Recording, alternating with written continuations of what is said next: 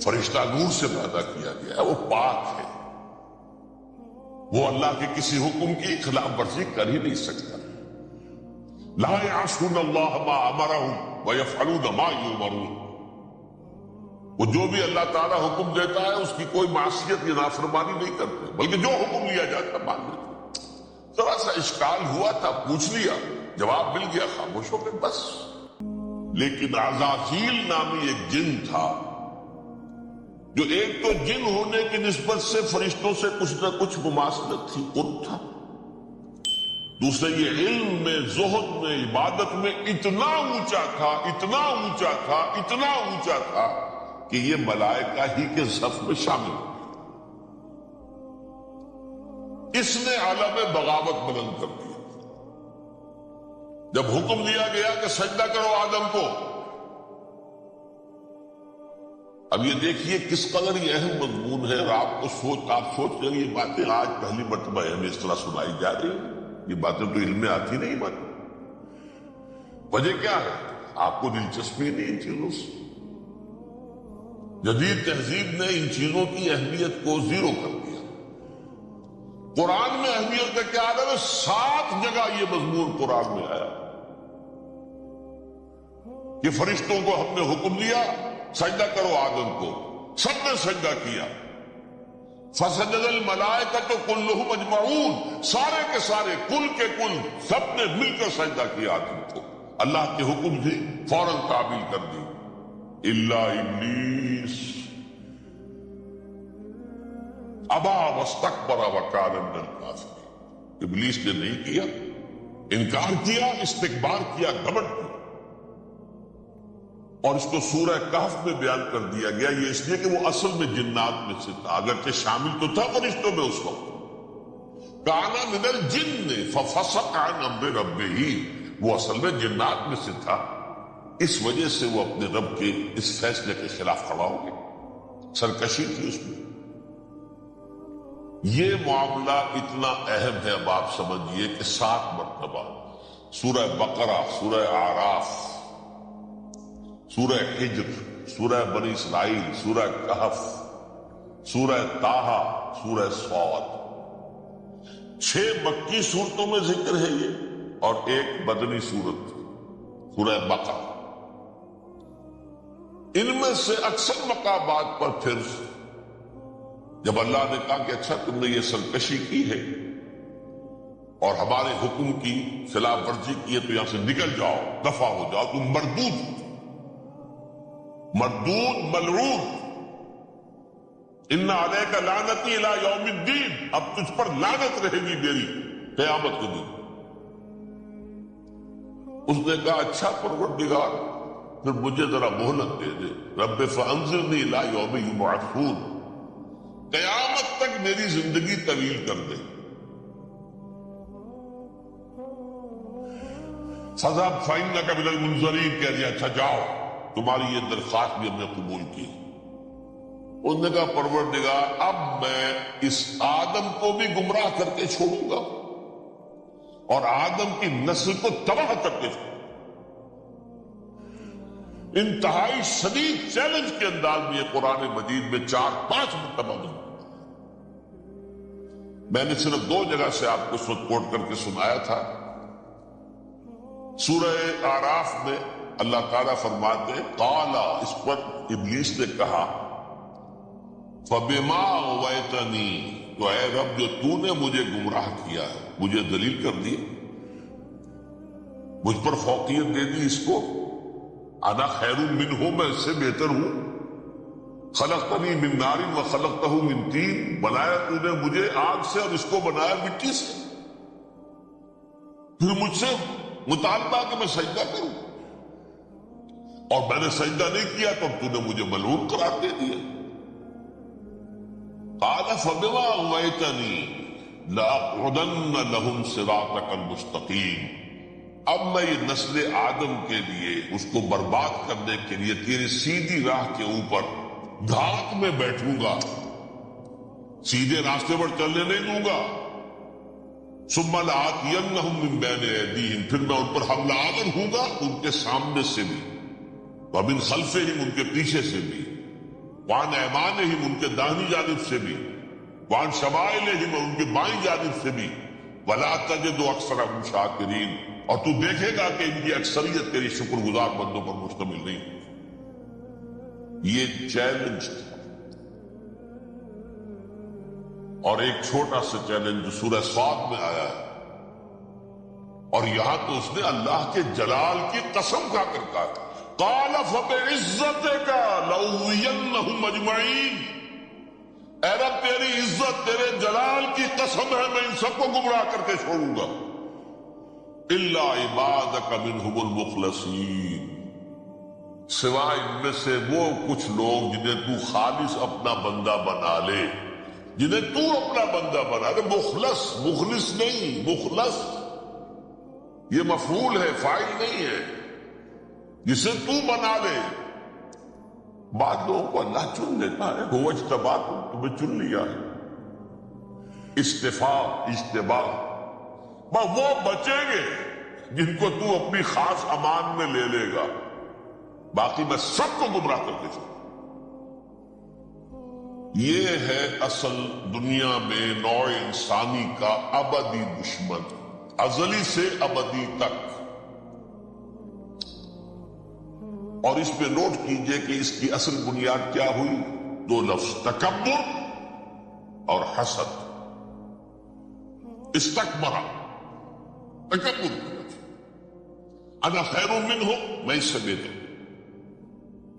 یہ ساری بس کی گانٹھ یہی ہے، سب سے بڑی گمراہی کی وجہ یہی ہے۔ اسی لیے کہا ہے حدیث میں، لن يدخل الجنہ من کان فی قلبہ مثقال حبۃ من کبر، جنت میں ہرگز وہ شخص کبھی بھی داخل نہیں ہو سکے گا جس کے دل میں رائے کے دانے کے برابر بھی کبر۔ تکبر سب سے بڑا الکبر ردائی، اللہ فرماتا ہے یہ تکبر یہ تو میری چادر ہے۔ کوئی شخص تکبر کرتا تو گویا میری چادر گھسیٹ رہا ہے میرے کندھے سے۔ عرب میں کسی شخص کی توہین کرنی ہوتی تھی تو اس کی چادر گھسیٹتے تھے، ننگا کر دیا گویا۔ یہ میری ردائی ہے، الکبر ردائی، یہ میری چادر ہے، یہ جامہ مجھے زیب دیتا ہے، مجھ پر راستہ ہے۔ اور حسد، آدم کو جو برتری عطا ہو گئی اس حسد کی آگ میں وہ جل، اور اس کا انتقام لینا چاہتا ہے۔ آدم سے بھی، آدم کو بھی گمراہ کیا، جنت سے نکلوایا۔ ویسے نکلنا تو انہیں تھا ہی مشیت اذنی میں، لیکن فوری طور پر اللہ کے حکم کی خلاف ورزی تو کروائی نا۔ فعصى آدم ربه فغوى، آدم نے اپنے رب کے حکم کی نافرمانی کی، گمراہ ہوا عارضی طور پر۔ یہ دوسری بات ہے، توبہ کر لی، اللہ نے توبہ قبول فرما لی، معاف کر دی۔ کوئی مستقل جو ہے وہ نسل انسانی پر اس گناہ کا اثر متوارث طور پر نہیں آ رہا، ختم ہو چکا معاملہ، ہوا تھا ہو گیا۔ فتلقى آدم من ربه كلمات فتاب عليه انه هو التواب الرحيم۔ اور توبہ کی شان یہ ہے جب وہ قبول ہو جائے اللہ کی جناب نے، کیا تائب من الذنب کمن لا ذنب له، گناہ سے توبہ کرنے والا ایسے ہوتا ہے جیسے اس نے کبھی گناہ کیا ہی نہیں تھا۔ لیکن بارہ کو گمراہ کرنے میں کامیاب ہو گیا حضرت آدم اور حوا کو، اور نوع انسانی کی عظیم اکثریت، عظیم اکثریت، عظیم اکثریت اس کے داؤ میں آئی ہوئی نہیں۔ کتنے ہیں وہ عباد اللہ المخلصین، الا عبادک منہم المخلصین، کتنے جو واقعتاً خالصتاً اللہ کے بندے بن گئے، وہ جنہیں اللہ نے اپنا بنا لیا، اپنا قرار دے دیا۔ اب اس کے ساتھ نوٹ کیجئے، اس ابلیس کے ساتھ ایک فوج بھی ہے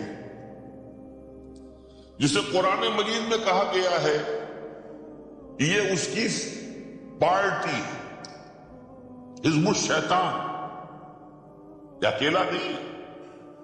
ایک تو وہ عزازیل ہے، اس کی طویل ترین عمر اللہ نے دے دی، وہ تو قیامت تک رہے گا۔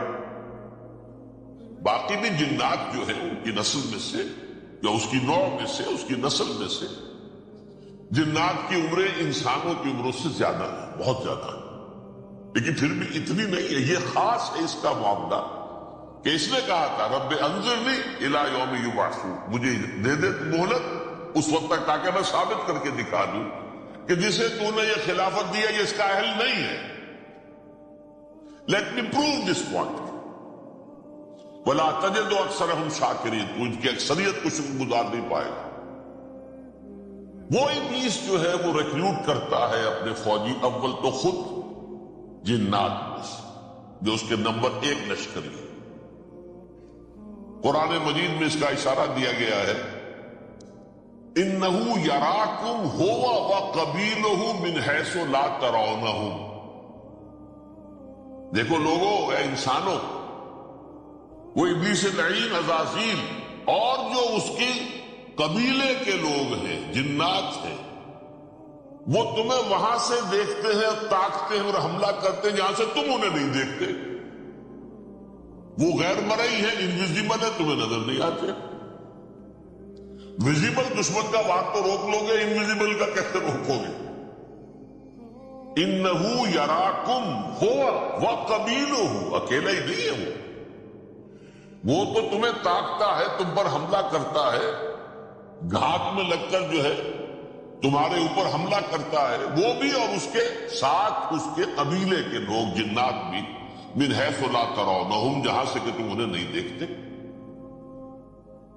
لیکن اس کے علاوہ وہ انسانوں میں سے بھی ریکروٹ، رنگ روٹ، وہ جو ہے ان کو اپنے پاس رکھتا ہے فوج کے اندر، جس کی سب سے بڑی مثال کیا ہے؟ سورہ مجادلہ میں اللہ تعالیٰ نے منافق، حالانکہ وہ کون تھے؟ بظاہر حضور کا کلمہ پڑھنے والے، حضور کے پیچھے نماز پڑھنے والے، اسلام کا دعویٰ کرنے والے، ان کو اللہ فرماتا اولئک حزب الشیطان الا ان حزب الشیطان هم الخاسرون، یہ شیطان کی پارٹی کے لوگ ہیں۔ وہاں مقابلے میں آیا ہے اولئک حزب اللہ الا ان حزب اللہ هم المفلحون، یہ دو پارٹیاں ہیں، حزب اللہ اللہ کی پارٹی جو اس کے مخلص بندے ہیں وہ اللہ کی پارٹی، اور جو شیطان کے مرید بن گئے اس کے ہاتھ پر بیعت کر لی، لہذا وہ اس شیطان کی پارٹی کے لوگ ہیں، چاہے وہ انسان ہو چاہے جن ہو۔ تو انسانوں میں سے بھی اس کے حزب میں، اس کی پارٹی میں اس کے ایجنٹ ہیں، اور بہت ہیں، بلکہ بہت سے تو ایسے ہیں کہ جو جنات کے بھی کان قطر دیں، ان کو بھی شیطنت سکھا دیں، پڑھا دیں۔ لیکن اب ایک بات سمجھیے، ایک دنیا میں نسل اور قوم بھی ایسی ہے جو ایک خاص وقت سے بحیثیت مجموعی من حیث القوم ابلیس کی ایجنٹ بن گئی۔ وہ کون ہے؟ وہ یہودی۔ یہ یہودی قوم جو ہے، اس میں ایک تو کچھ یہ کہ ان کی فطرت کے اندر یہ تھا کہ ہم ہیں اصل انسان، باقی انسان جو ہے وہ انسان نما حیوان ہے، ان کی کوئی حیثیت نہیں، ہم ہیں اصل انسان، نحن ابناء اللہ و احباؤہ۔ باقی یہ جینٹائلز، یہ گوئمز، غیر یہودی، یہ تو حیوانات ہیں۔ اب جیسے کہ انسانوں کو حق ہے کہ حیوانوں کو ایکسپلائٹ کرے، استعمال کرے، گھوڑے کو آپ ٹانگے میں باندھتے ہیں کہ نہیں؟ اس کی پسینے کی اور محنت کی کمائی ہے جو کھاتا ہے ٹانگا چلانے والا۔ البتہ یہ ضرور ہے کہ چونکہ اگلے روز پھر جوتنا ہے تو کچھ نہ کچھ تو اسے بھی کھلائے گا نا، اپنی کمائی میں سے کچھ دانے کھلائے گا، اس کو اور گھاس دے گا، یا بیل کو جوتنا ہے ہل میں تو کچھ نہ کچھ اس کو دینا ہوگا کھانے، لیکن پھر اسے استعمال کرنا۔ ،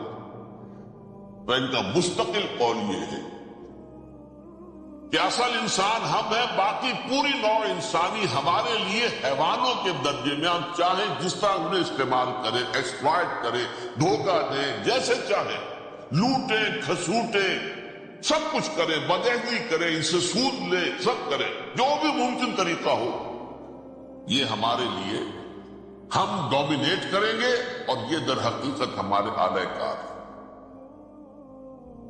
ایک تو اس اعتبار سے یہود بقیہ پوری نوع انسانی کے دشمن بن گئے۔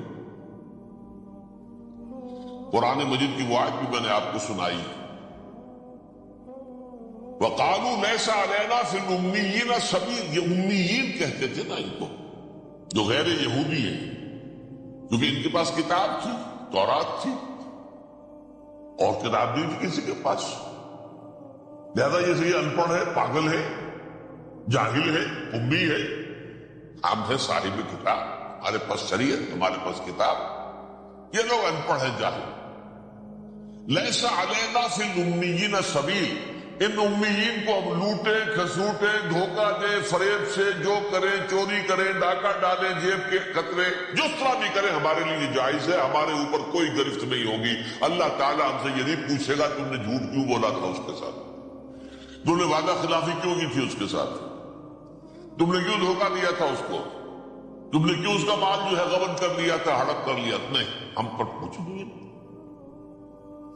اس اعتبار سے ایک تو یہ انسانیت کی دشمنی ان کی گھٹی میں پڑ گئی، اس غلط خیال کی وجہ سے ہم تو بخشے بخشائے ہیں، we are the chosen people of the Lord, ہمیں تو اللہ اگر جہنم میں داخل بھی کرے گا تو صرف چند دن، لن تمسنا النار الا ایام معدودات، باقی اصل میں تو ہم تو اللہ کے پسندیدہ، نحن ابناء اللہ واحباؤہ، اس کے بیٹوں کے مانند بڑے چہیتے ہیں، لاڈلے ہیں۔ یہ باقی دنیا، باقی انسان ہماری چراہ گاہ ہے، جیسے چاہے چرے، جس طرح چاہے ہڑپ کر جائے۔ یہ تو ان کا پہلے سے مستقل معاملہ تھا، لیکن اس کے بعد ان کی تاریخ میں ایک دور وہ آیا جب حضرت مسیح علیہ السلام ان میں مبعوث کیے گئے۔ یہ 1400 سالہ تاریخ کا کلائمیکس ہے یہود کی۔ جب کتاب انہیں دی گئی تھی تورات حضرت موسیٰ کے ذریعے، وہ 1400 قبل مسیح کا واقعہ ہے۔ اس وقت سے لے کر اللہ کا وہ فضل ان پر ہوا کہ کوئی ایک لمحہ ایسا نہیں آیا 1400 برس میں کہ ان کے ہاں کوئی نہ کوئی نبی موجود ہو۔ یہ تار ٹوٹا ہی نہیں، 2 سے شروع ہوا، موسیٰ ہارون علیہ السلام، اور 1400 برس کے بعد پھر آخری 2 ہیں، عیسیٰ اور یحییٰ علیہ السلام۔ یوں سمجھ لیجیے، اور اس کے درمیان یہ تار ہے، اور اس تار میں کوئی ایک لمحہ ایسا نہیں آیا کہ کوئی نبی موجود ہو۔ اس میں اتار چڑھاؤ بہت سے آئے، اس کا وہ میرا موضوع نہیں ہے اس وقت۔ قبل مسیح کی تاریخ جو ہے وہ میرا موضوع نہیں ہے۔ قرآن مجید میں سورہ بنی اسرائیل کے پہلے رکوع میں اس کا تذکرہ موجود ہے۔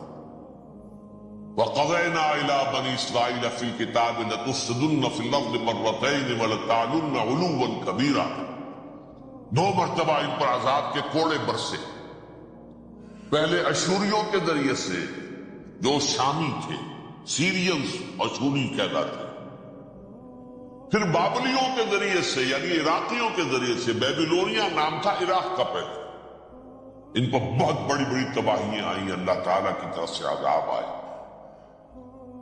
اس کے بعد پھر دوسرے دور میں دوسرا اقتدار کا دور آیا، خربستیاں بڑھ گئیں، تو پہلے گریکس کے ذریعے سے، یونانیوں کے ذریعے سے، اور پھر رومیوں کے ذریعے سے انہیں پسوایا۔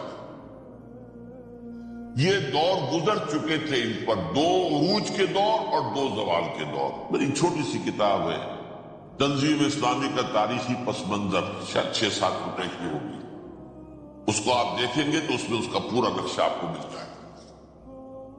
ویسے تو یہ کہ میری جو ذرا بڑی کتاب ہے، سابقہ اور موجودہ مسلمان امتوں کا ماضی، حال اور مستقبل، اس میں میں نے ان معاملات کو بڑی تفصیل سے بحث کی۔ بہرحال یہ جو دور تھا ان کا 1400 سالہ، وہ اونچ نیچ سے ہوتا ہوا جب آیا ہے حضرت مسیح کی بعثت پر، تو ان کی شرارت کی انتہا یہ ہو گئی کہ اللہ تعالیٰ نے مسیح کو رسول بنا کر بھیجا، رسولاً الی بنی اسرائیل۔ حضرت موسیٰ اور حضرت عیسیٰ کے درمیان رسول کوئی نہیں ہے، سب نبی ہیں۔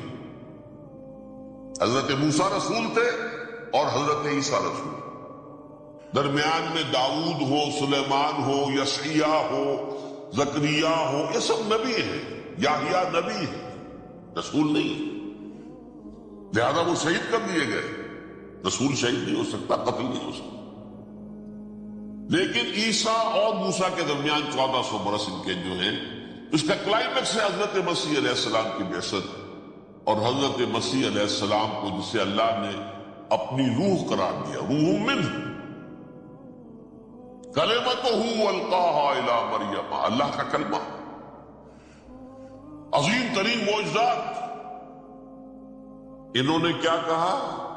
یہ ولد الزنا ہے، حرام زادہ ہے، معاذ اللہ، نقل کفر نہ باشد،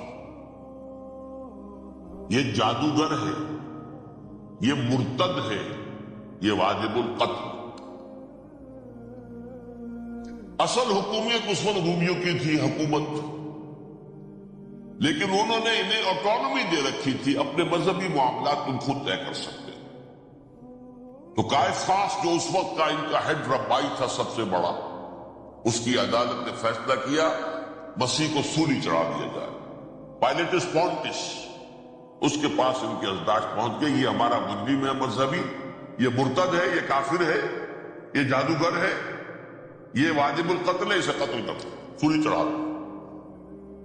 خیر وہ لمبی بات ہو جائے گی، اس نے تو اپنے ہاتھ دھوئے کہ صاحب ہمارے پاس کوئی جرم نہیں ہے اس کے خلاف، تم کہتے تو ٹھیک ہے سولی چڑھا دو۔ یہ دوسری بات ہے کہ اللہ نے حضرت مسیح کو اٹھا لیا آسمان پر، ان کی جگہ وہ شخص سولی چڑھا جس نے غداری کر کے گرفتار کروایا تھا، جوڈاس اسکیریوٹ، اس کی شکل اللہ نے بدل دی حضرت مسیح کی سی، اور حضرت مسیح کو فرشتے اٹھا کے اوپر لے گئے، وہ زندہ آسمان پر اٹھا لیے گئے۔ اور یہ ساری تفاصیل نہ قرآن میں ہے نہ حدیث میں ہے، یہ انجیل میں ہے، لیکن انجیل کون سی؟ برنباس کی انجیل، gospel of the Lord according to Saint Barnabas. یہ حواریین مسیح میں سے تھے، لیکن عیسائی ان کو تسلیم نہیں کرتے، ان کی بائبل کو صحیح نہیں مانتے، کینونیکل نہیں مانتے۔ 100 انجیلیں تھی، 104 تھی، جن میں سے 4 چنی ہیں انہوں نے، یہ متی اور جان اور مرقس مارکس، یہ ہے، تو یہ 4 انجیلیں ہیں انہوں نے تسلیم کی کہ یہ کینونیکلز ہیں، یہ تو ہے حقیقی، باقی جو ہے 100 اس کو وہ تسلیم نہیں۔ ان میں سے ایک ہے یہ برنباس، اس میں یہ تفسیر ہے کہ اللہ تعالیٰ نے اس شخص کی، جیوڈاس کی، یہودا، جیوڈاس اس کو انگریزی میں کہتے ہیں، اس کی شکل بدل دی حضرت مسیح کی سی، وہ گرفتار ہوا، وہ سولی چڑھا، وہ غدار تھا، غداری کی سزا اسے ملنی تھی، وہ مل گئی۔ حضرت مسیح کو فرشتے 4 اٹھ رہے ہیں، جس کوٹڑی میں حضرت مسیح مقیم تھے، ایک باغ کے اندر وہ گوشت تھے، اس کی چھت پھٹی ہے، 4 فرشتے آئے ہیں، حضرت مسیح کو اٹھا کر لے گئے ہیں، چھت برابر ہو گئی ہے، اس کے بعد وہ شخص پکڑا گیا۔ بہرحال حضرت مسیح کو اللہ نے اٹھا دیا آسمان، لیکن وہ دن ہے کہ اس قوم کو اب مغضوب علیہم قرار دے دیا۔ نوٹ کر لیجئے، اصل میں تو ہونا یہ چاہیے تھا کہ رسول کی جان کے درپے جب کوئی امت ہو جاتی تھی تو اللہ کا قاعدہ یہ تھا کہ اس امت کو نسیہ منسیہ کر دیا جائے۔ حضرت نوح کی قوم کو ختم کیا یا نہیں؟ حضرت ہود کی نگاہوں کے سامنے قوم عاد برباد کی گئی یا نہیں؟ حضرت صالح کی نگاہوں کے سامنے قوم سمود برباد ہوئی؟ یہ اللہ کا قاعدہ رہا۔ سدوم اور عمورہ کی بستیاں حضرت لوط علیہ السلام جہاں بھیجے گئے، مدین کا علاقہ جہاں حضرت شعیب بھیجے گئے، آل فرعون جن کی طرف موسیٰ کو بھیجا گیا، سب ہلاک کر دیے۔ کیونکہ رسولوں کے بارے میں اللہ کا نبیوں کے بارے میں یہ بات نہیں ہے۔ نبی آیا، اس نے دعوت دی، جس نے مان لیا اچھا کیا، اپنے لیے اچھا کیا، نہیں مانا اس کی اپنی جو ہے آپ برباد ہو گئی، دنیا میں کوئی فیصلہ اس کا نہیں۔ لیکن رسولوں کا معاملہ یہ ہوتا ہے کہ دنیا میں وہ اللہ کی عدالت بن کر آتے ہیں، مانو گے تو بچو گے، نہیں مانو گے ہلاک ہو۔ تو اس اعتبار سے وہ مستحق تو ہو چکے تھے اس کے کہ انہیں ہلاک کر دیا جائے۔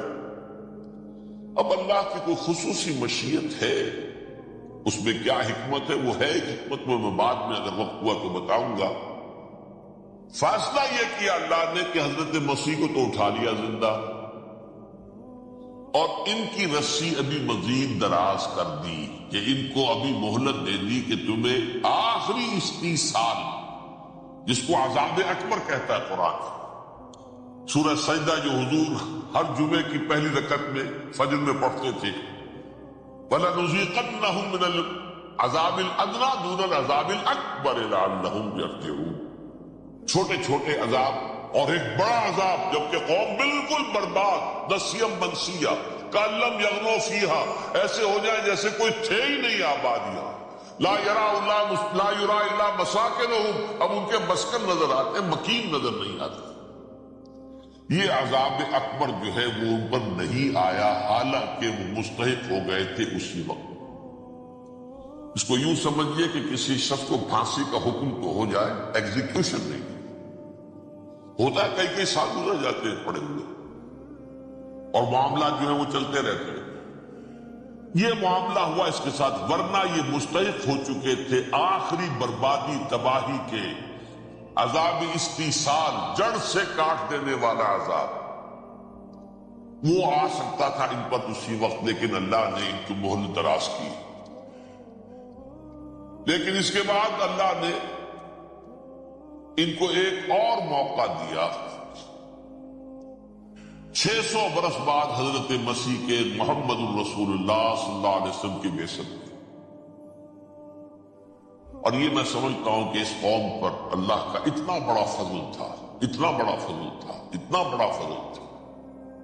اب پھر ایک موقع دیا، عسیٰ ربکم ان یرحمکم وان عدتم عدنا، دیکھو اب بھی تمہیں ہم ایک موقع دے رہے، تمہارا رب تمہارے اوپر اب بھی فضل کرنے کو تیار ہے، رحم فرمانے کو تیار ہے۔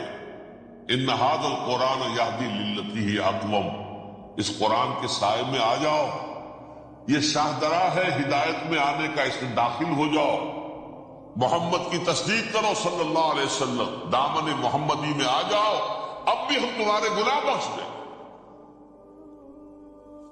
لیکن نہیں، اس قوم نے حضرت محمد صلی اللہ علیہ وسلم کی دشمنی کی کمر کسی، اور اب یوں سمجھیے اس تاریخ سے لے کر آج تک یہ گٹھ جوڑ ہے۔ ظاہر بات ہے کہ ابلیس کا بھی اصل دشمن اب کون ہے،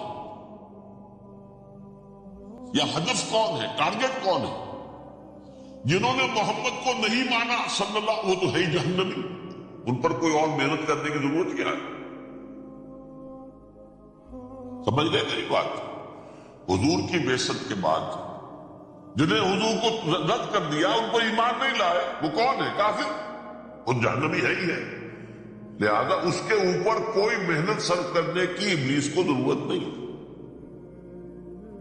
اس کا اصل ٹارگٹ امت محمد ہے صلی اللہ علیہ وسلم۔ وہ ساری نوع انسانی کی دشمنی اب آ کر مرکوز ہو گئی ہے امت محمد صلی اللہ علیہ وسلم کی دشمنی۔ اور اسی طرح یہود کا معاملہ، اگرچہ ویسے پوری نوع انسانی کے دشمن ہے، انہیں حیوان سمجھتے،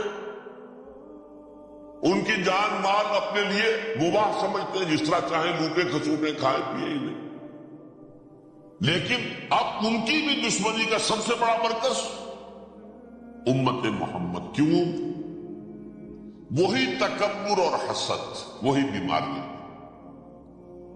انہیں تکبر یہ ہو گیا تھا کہ 2000 سال سے یہ نبوت ہماری میراث، ہماری جاگیر، بنو اسرائیل کے اندر سینکڑوں نبی آئے، 3 کتابیں اللہ نے ہمیں عطا کی، یہ کہاں سے آ گیا محمد صلی اللہ علیہ وسلم؟ معاذ اللہ ثم معاذ اللہ، یہ امیین میں سے، یہ جنٹائلز میں سے، یہ گوئلز میں سے، یہ حقیر ان پڑھ، کہاں ہم کہاں یہ نہیں تسلیم کریں گے۔ حالانکہ قرآن کہتا ہے یعرفونہ کما یعرفون ابناءہم، ان کے علماء ایسے پہچانتے تھے حضور کو جیسے اپنے بیٹوں کو پہچانتے کہ یہ آخری نبی ہے، لیکن تکبر اور حسد کی آگ میں جلتے۔ اب ان کے بھی دشمنی کس سے ہے؟ محمد اور امت محمد صلی اللہ علیہ وسلم۔ یہ گٹھ جوڑ ہے۔ اب دیکھیے، یہ ہے میری گفتگو کا اب تک کی گفتگو کا حاصل، یہ گٹھ جوڑ، ایک غیر مرئی دنیا، انویزیبل دنیا کا ابلیس لعین اور جنات میں سے اس کے لشکری فوج، انسانوں میں سے ویسے تو اور بھی بہت جگہ اس کے ایجنٹ ہے، مسلمانوں میں بھی ہے، لیکن بحیثیت قوم، بحیثیت مجموعی، ایک پوری قوم، ایک پوری نسل جو ہے اس کے ساتھ گٹھ جوڑ ہے۔ ان دونوں کی گٹھ جوڑی کے ساتھ یہ دشمن دون ہے انسانیت کے، پہلا دشمن ابلیس لعین، عزازیل لعین، اور دوسرے دشمن یہود ملعون۔ اب میں آپ کو ذرا اس جو انسانوں میں سے انسان دشمنی کا جن کا سب سے بڑا رول ہے، میں ان کی 2000 سالہ تاریخ کا آپ کے سامنے نقشہ رکھنا چاہتا ہوں۔ ان 1400 سال کا تو میں نے صرف 4 آپ کو پوائنٹس بتائے۔ موسیٰ سے عیسیٰ تک 1400 برس علیہ السلام، 2 مرتبہ عروج، 2 مرتبہ زوال، اشیریوں کے ہاتھوں پٹوائی، بابلیوں کے ہاتھوں پٹانا، گریکس کے ہاتھوں مرمت، رومنس کے ہاتھوں مرمت۔ یہ جو 2000 سال کے، کیونکہ اب تو ظاہر بات ہے 21ویں صدی شروع ہو گئی، 20 صدیاں حضرت مسیح کو پوری ہو گئی۔ پہلی بات نوٹ کیجئے، حضرت مسیح کی پیدائش ہے سن 1 قبل مسیح۔ یہ نکتہ آپ نے کبھی سنا ہے یا نہیں؟ جب ملینیم کا سلسلہ شروع ہوا تھا پچھلے سال، تو میں نے بیان کر دیا تھا کہ ایک عجیب حساب مطلب انہوں نے غلطی کی ہوئی ہے۔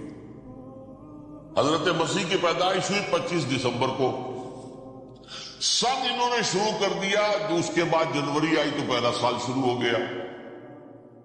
اگر جنوری سے پہلا سال شروع ہوا تو یہ 6 دن جو ہے جو اس کے پچھلے سال میں تھے، لہذا کہا جائے گا کہ Jesus Christ was born 1 year before Christ,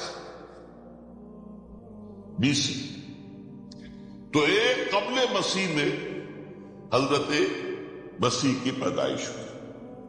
یہ آخری اسرائیلی نبی اور رسول۔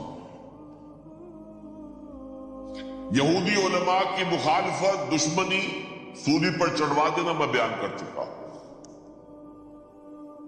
سن 33 عیسوی میں، جبکہ حضرت مسیح کی عمر 33 برس تھی، اللہ تعالیٰ نے انہیں زندہ آسمان پر اٹھا لیا، لیکن یہودیوں نے اپنے خیال کے مطابق انہیں سولی پر چڑھوا دیا، ان کی موت واقع۔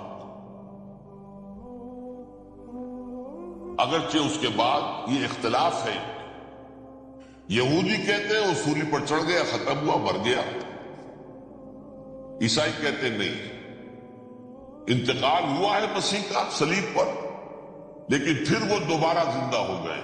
ان کی لاش ایک غار میں رکھ دی گئی تھی، وہاں ریزریکشن ہو گیا، ان کا وہاں سے بعد الموت وہی ہو گیا، اور پھر انہیں اللہ نے زندہ آسمان پر اٹھا دیا۔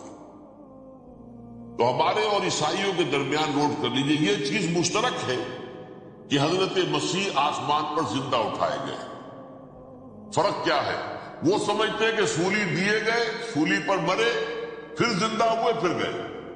ہم سمجھتے ہیں کہ نہیں، وما صلبوہ وما قتلوہ، انہوں نے صلیب دے سکے انہیں اور نہ انہیں قتل کر سکے، بل رفعہ اللہ الیہ، اللہ نے اٹھا لیا۔ پھر ہمارا اور یہ اس کا عیسائیوں کا ایک اور اتفاق ہے، سیکنڈ کمنگ آف جیسس، حضرت مسیح دوبارہ آئیں گے، یہ عیسائیوں کا بھی عقیدہ ہے اور ہمارا بھی۔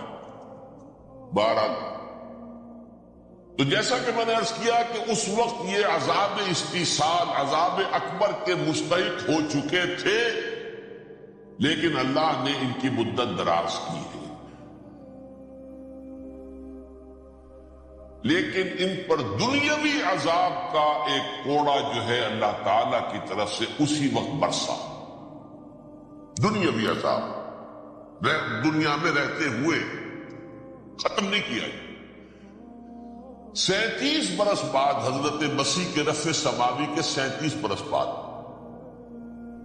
سن 70 میں یہودیوں نے بغاوت کی رومیوں کے خلاف۔ رومی ٹائٹس جنرل تھا ایک، اس نے پھر جو حملہ کیا ہے 1,33,000 یہودی ایک دن میں قتل کیا یروشلم، اور ہیکل سلیمانی گرا دیا۔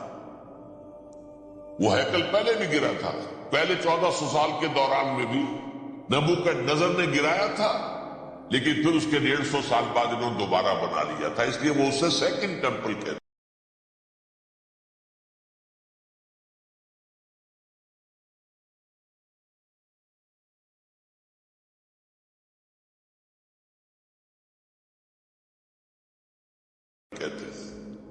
پہلا ٹیمپل جو حضرت سلیمان نے بنایا تھا، نبوکدنضر نے گرا دیا 587 قبل مسیح میں، پھر دوبارہ انہوں نے 150 سال کے بعد بنا لیا۔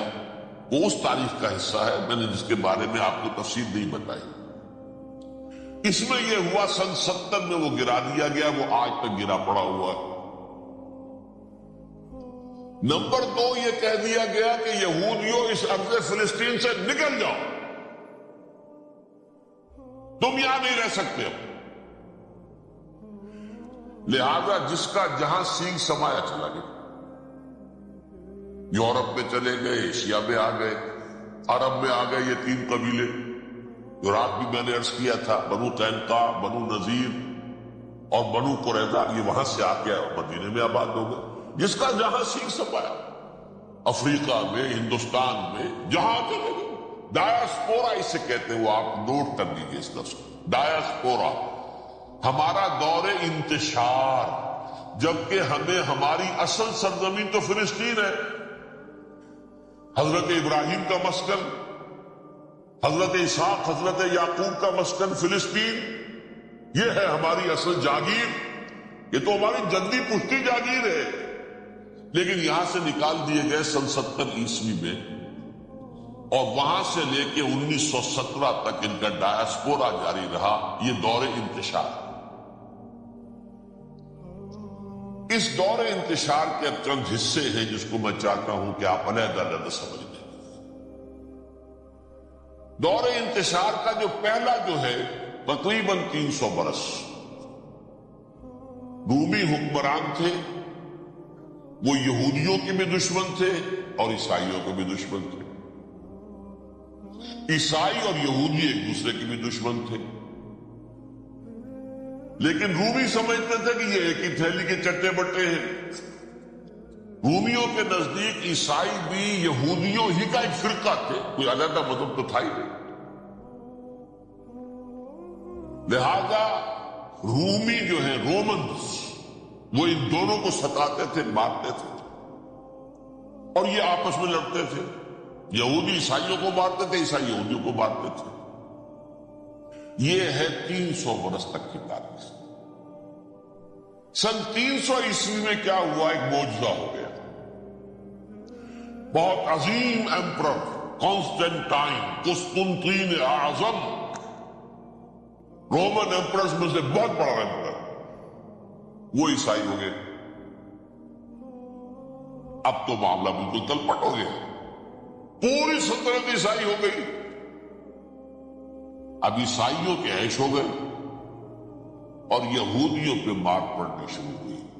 اب عیسائیوں کا آپ خود سوچئے کہ جنہیں وہ خدا بنا بیٹھے ہیں، خدا کا بیٹا قرار دے رہے ہیں، ان کے قاتل کون؟ یہودی، بدماش۔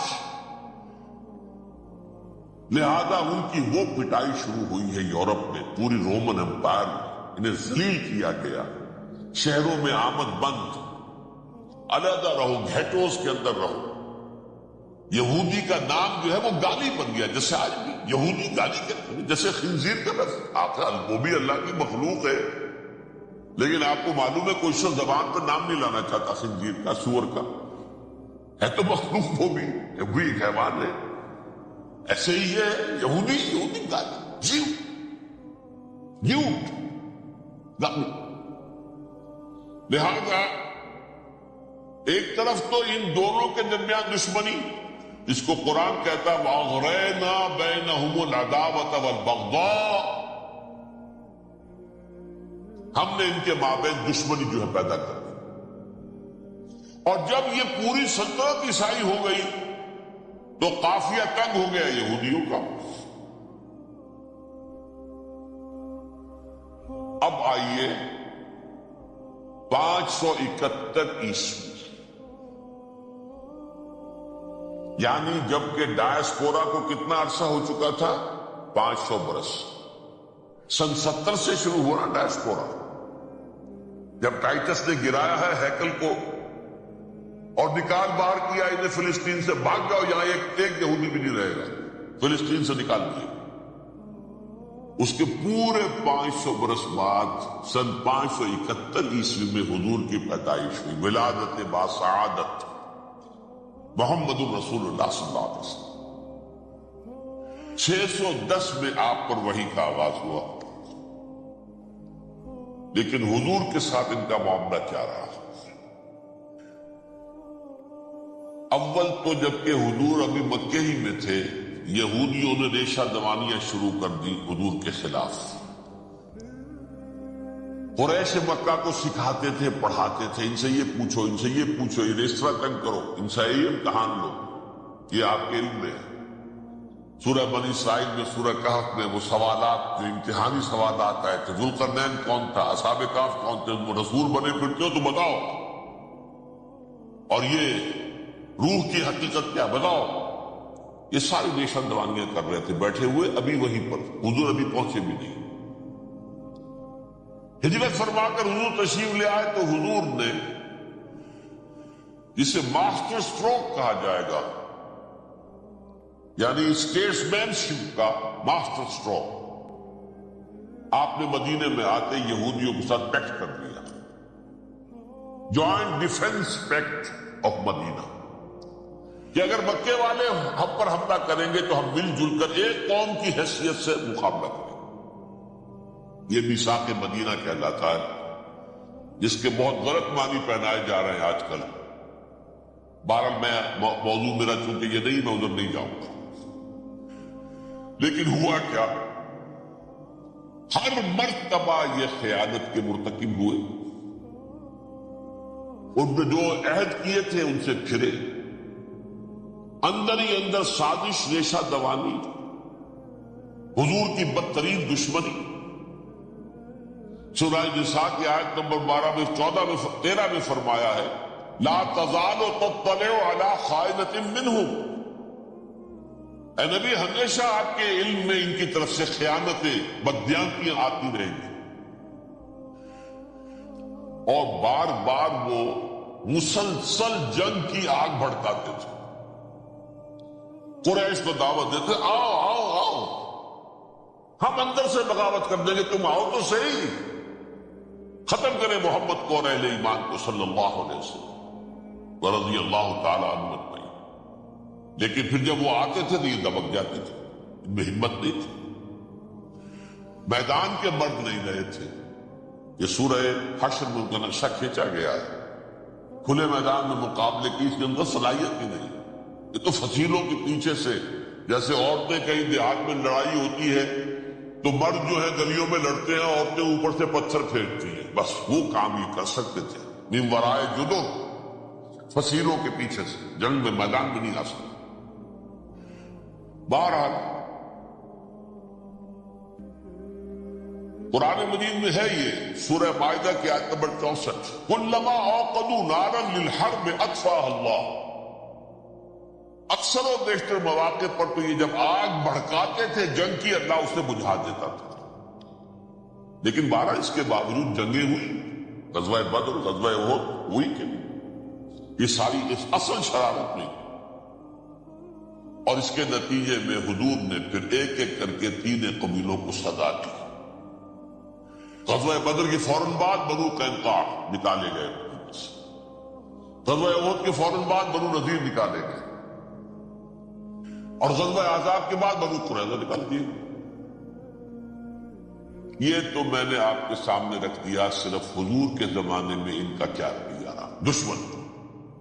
رات بھی ہم نے وہ آیت پڑھی تھی، لَتَجِدَنَّ أَشَدَّ النَّاسِ عَدَاوَةً لِلَّذِينَ آمَنُوا الْيَهُودُ وَالَّذِينَ أَشْرَكُوا، اہل ایمان کی دشمنی میں شدید ترین تم پاؤ گے یہودیوں کو اور مشرکین بھی بعد میں ہے، پہلے یہودی۔ حضور کے بعد کیا ہوا اب یہ نوٹ کیجئے، یہ ان کی تاریخ کا دوسرا دور۔ حضرت عمر رضی اللہ تعالیٰ عنہ قائد خلافت ہے، بیت المقدس کا محاصرہ کیا گیا، فصیل بڑی اونچی، شہر اندر سے سیلف سفیشنٹ، حملے کا راستہ کوئی نہیں، محاصرہ طول کھینچ رہا ہے، لیکن ان کے پاس رسد بھی موجود ہے، پانی بھی موجود ہے، وہ دروازے بند کر کے بیٹھے ہوئے۔ بالآخر اللہ تعالیٰ کی مشیت کا ظہور کیسے ہوا؟ ان کے کچھ علماء آئے فصیل پر، کہا دیکھو مسلمانوں، تم قیامت تک بھی یہاں پڑے رہو گے محاصرہ کر کے، ہمارا یہ شہر فتح نہیں ہوگا۔ ہاں، ایک درویش بادشاہ کے ہاتھوں یہ شہر فتح ہونا ہے، لیکن تمہارے اندر ہمیں وہ نظر نہیں آ رہا۔ ابو عبیدہ بن الجراح رضی اللہ تعالی عنہ امین هذه الامہ، ان کا فوراً ذہن گیا وہ درویش بادشاہ مدینے میں بیٹھا ہوا ہے عمر رضی اللہ تعالی۔ اب ایک اور عمر بھی ہے جو قندھار میں بیٹھا ہے، نقشہ وہی ہے، سادگی کی حد تک نقشہ وہی، بالکل وہی، اپنی آنکھوں سے دیکھا وہی سادگی۔ عمر اول عمر ثانی تھے عمر بن عبد العزیز۔ اب ایک اللہ کے فضل سے اللہ تعالیٰ ایدہ اللہ بنصرتہ، اللہ تعالیٰ ان کی نصرت فرمائے، دشمنوں کو ان کے مقابلے میں نیست و نابود کرے۔ انہوں نے ریکویسٹ بھیج دی کہ حضور تشریف لائیے، یہ شہر فتح ہو جائے گا۔ وہ ہے سفر تاریخی، اتنا طویل سفر، تقریباً 700 میل، ایک اونٹ، ایک خادم، ایک منزل پہ امیر المومنین اوپر بیٹھے، خادم آگے چل رہا ہے، اگلی منزل پہ خادم اوپر بیٹھا ہے، امیر المومنین آگے جا رہا ہے۔ اور جب پہنچے ہیں تو وہ باری تھی خادم کی، انہیں ہاتھ جوڑ دیا، حضور خدا کے لیے تم کیا کہیں گے لوگ، وہ میرا برا حال کر دیں گے، تمہیں شرم نہیں آئی؟ امیر المومنین پیدل آگے چل گئے نکیل پکڑ کر، اور تم بیٹھے ہو اوپر براجمان ہو۔ حضرت عمر فرمایا دورو دورو، نہیں، باری تمہاری، بیٹھ۔ اس حال میں پہنچے ہیں، اور پھر یہ کہ ابو عبیدہ بن الجراح آئے ہیں، استقبال کیا ہے تو دیکھا ہے اس حال میں چلے آ رہے ہیں، عمر نکیل پکڑے ہوئے چلے آ رہے ہیں، اور کہتے ہیں کہ کہیں کیچڑ ویچڑ تھا، جوتے خراب ہو گئے تو وہ بھی اتار کے ہاتھ میں پکڑے ہوئے، کپڑے تو تھے ہی پھٹے ہوئے۔ انہوں نے کہا کہ حضرت ابو عبیدہ نے، دیکھیے یہ بڑا متمدن ملک ہے، بڑا مہذب علاقہ ہے، یہ آپ ذرا حلیہ اپنا دوست فرما لیں تب جا کے پیش ہم آپ کو کریں گے۔ آپ نے فرمایا نحن قوم اعزنا اللہ بالاسلام، ہم وہ قوم ہیں جنہیں اللہ نے عزت دی ہے اسلام کے ذریعے سے، کپڑوں کے ذریعے سے، دولت کے ذریعے سے۔ اسی حال میں گئے ہیں، اوپر سے انہوں نے کھڑے ہو کر نشانیاں دیکھی ہیں، اپنی کتابیں کھولی، ہاں یہ وہی ہے، اچھا لو جی سرنڈر، شہر تمہارے ہاتھ۔ خون کا ایک قطرہ نہیں بہا اور بیت المقدس فتح۔ لیکن اس وقت حضرت عمر نے ایک نرمی یہ کی کہ یہودیوں کے لیے بھی اسے اوپن سٹی قرار دے دیا۔ یہ احسان عظیم حضرت عمر کا. اس سے پہلے یہودی آ ہی نہیں سکتا تھا، داخل ہی نہیں ہو سکتا تھا، وہاں وہ آ کر وزٹ نہیں کر سکتا تھا، زیارت نہیں کر سکتا تھا اپنے مقدس مقامات کی. حضرت عمر نے یوں سمجھیے کہ تقریباً 550 برس کے بعد ان کے لیے راستہ کھولا ہے کہ ہاں تم آ سکتے ہو، زیارت کر سکتے ہو. لیکن یہ عیسائیوں نے لکھوایا معاہدے کے اندر، انہیں یہاں آپ آباد ہونے کی اجازت نہیں دے، لیکن کم وزٹ دی پلیسز، دیکھیں زیارتیں کریں اور جائیں. یہ معاہدہ حضرت عمر کا ہے رضی اللہ تعالی، جو پھر خلافت راشدہ کے بعد بنو امیہ نے بھی اس کو آرڈر کیا، بنو عباس نے کیا. پھر جو ہمارے یہ ترکوں میں اندر خلافت آئی تو ترک خلفاء نے بھی اس معاہدے کی پوری پابندی. فلسطین میں آ سکتے ہیں یہودی صرف زائرین کی حیثیت سے، وہاں آباد نہیں ہو سکتے. اب آئیے اگلا دور آیا حضرت عثمان کا دور خلافت. یہ ہے وہ وقت کہ اب یہود نے امت مسلمہ کی پیٹھ میں چھڑا کر. وہ کیسے؟ ایک یہودی عبداللہ ابن سبا اسلام کا لبادہ اوڑھ کر آ گیا، معاشرے کا جائزہ لے لیا. ان میں بنو ہاشم اور بنو امیہ میں جو پرانی کشاکش تھی اس کے کچھ نہ کچھ جراثیم باقی ہیں. اگر ان کو ذرا بھڑکا دے تو مسلمانوں میں انتشار پیدا ہو. کہا یہ عثمان کون ہے؟ یہ تو بنو امیہ میں سے ہے، یہ حق تو بنو ہاشم کا ہے، خلافت ان کے پاس ہونی چاہیے، محمد کے تو رشتہ دار وہ ہے صلی اللہ علیہ وسلم. عوام الناس کے اندر بات پھیلنی شروع ہوئی. پھر ایک بڑی سازش کے انداز میں حضرت عثمان کے خلاف پروپیگنڈا، حضرت عثمان کے جو عاملین تھے، گورنر تھے، ان کے خلاف پروپیگنڈا، اور ایسی ہوشیاری کرتے تھے کہ کوفے میں کوفے کے حاکم کے خلاف کچھ نہیں کہنا، اجی مصر میں یہ ہو رہا ہے، اجی شام میں یہ ہو رہا ہے، اجی یہ جو عثمان ہے وہ یہ کر رہا ہے، یہ ظلم ہو رہا ہے، یہ لوٹ مار ہو رہی ہے، یہ خیانتیں ہو رہی ہیں. اب نہ تو اس زمانے میں مینز آف کمیونیکیشن، کیسے تصدیق کریں؟ افواہیں تو آپ آج کراچی کے اندر شروع ہو جائے تو پتہ نہیں چل سکتا کسی کو کہ کیا اس میں صداقت ہے کیا جھوٹ ہے. اور بری بات جو ہے فطرت انسانی کی کمزوری ہے، وہ فوراً قبول کرتا ہے. کسی کے بارے میں اچھی بات ماننے کو تیار نہیں ہوتا، لیکن بری بات تو فوراً تیار. بہرحال یہ فتنہ انہوں نے اٹھایا، حضرت علی کی الوہیت کا فتنہ اٹھایا، حضرت عثمان کے خلاف الفتنۃ الکبریٰ برپا کیا. حضرت عثمان شہید ہوئے. اس کے بعد 5 برس تک مسلمان ایک دوسرے کی گردنیں کاٹتے رہے، باہمی خانہ جنگی ہوئی.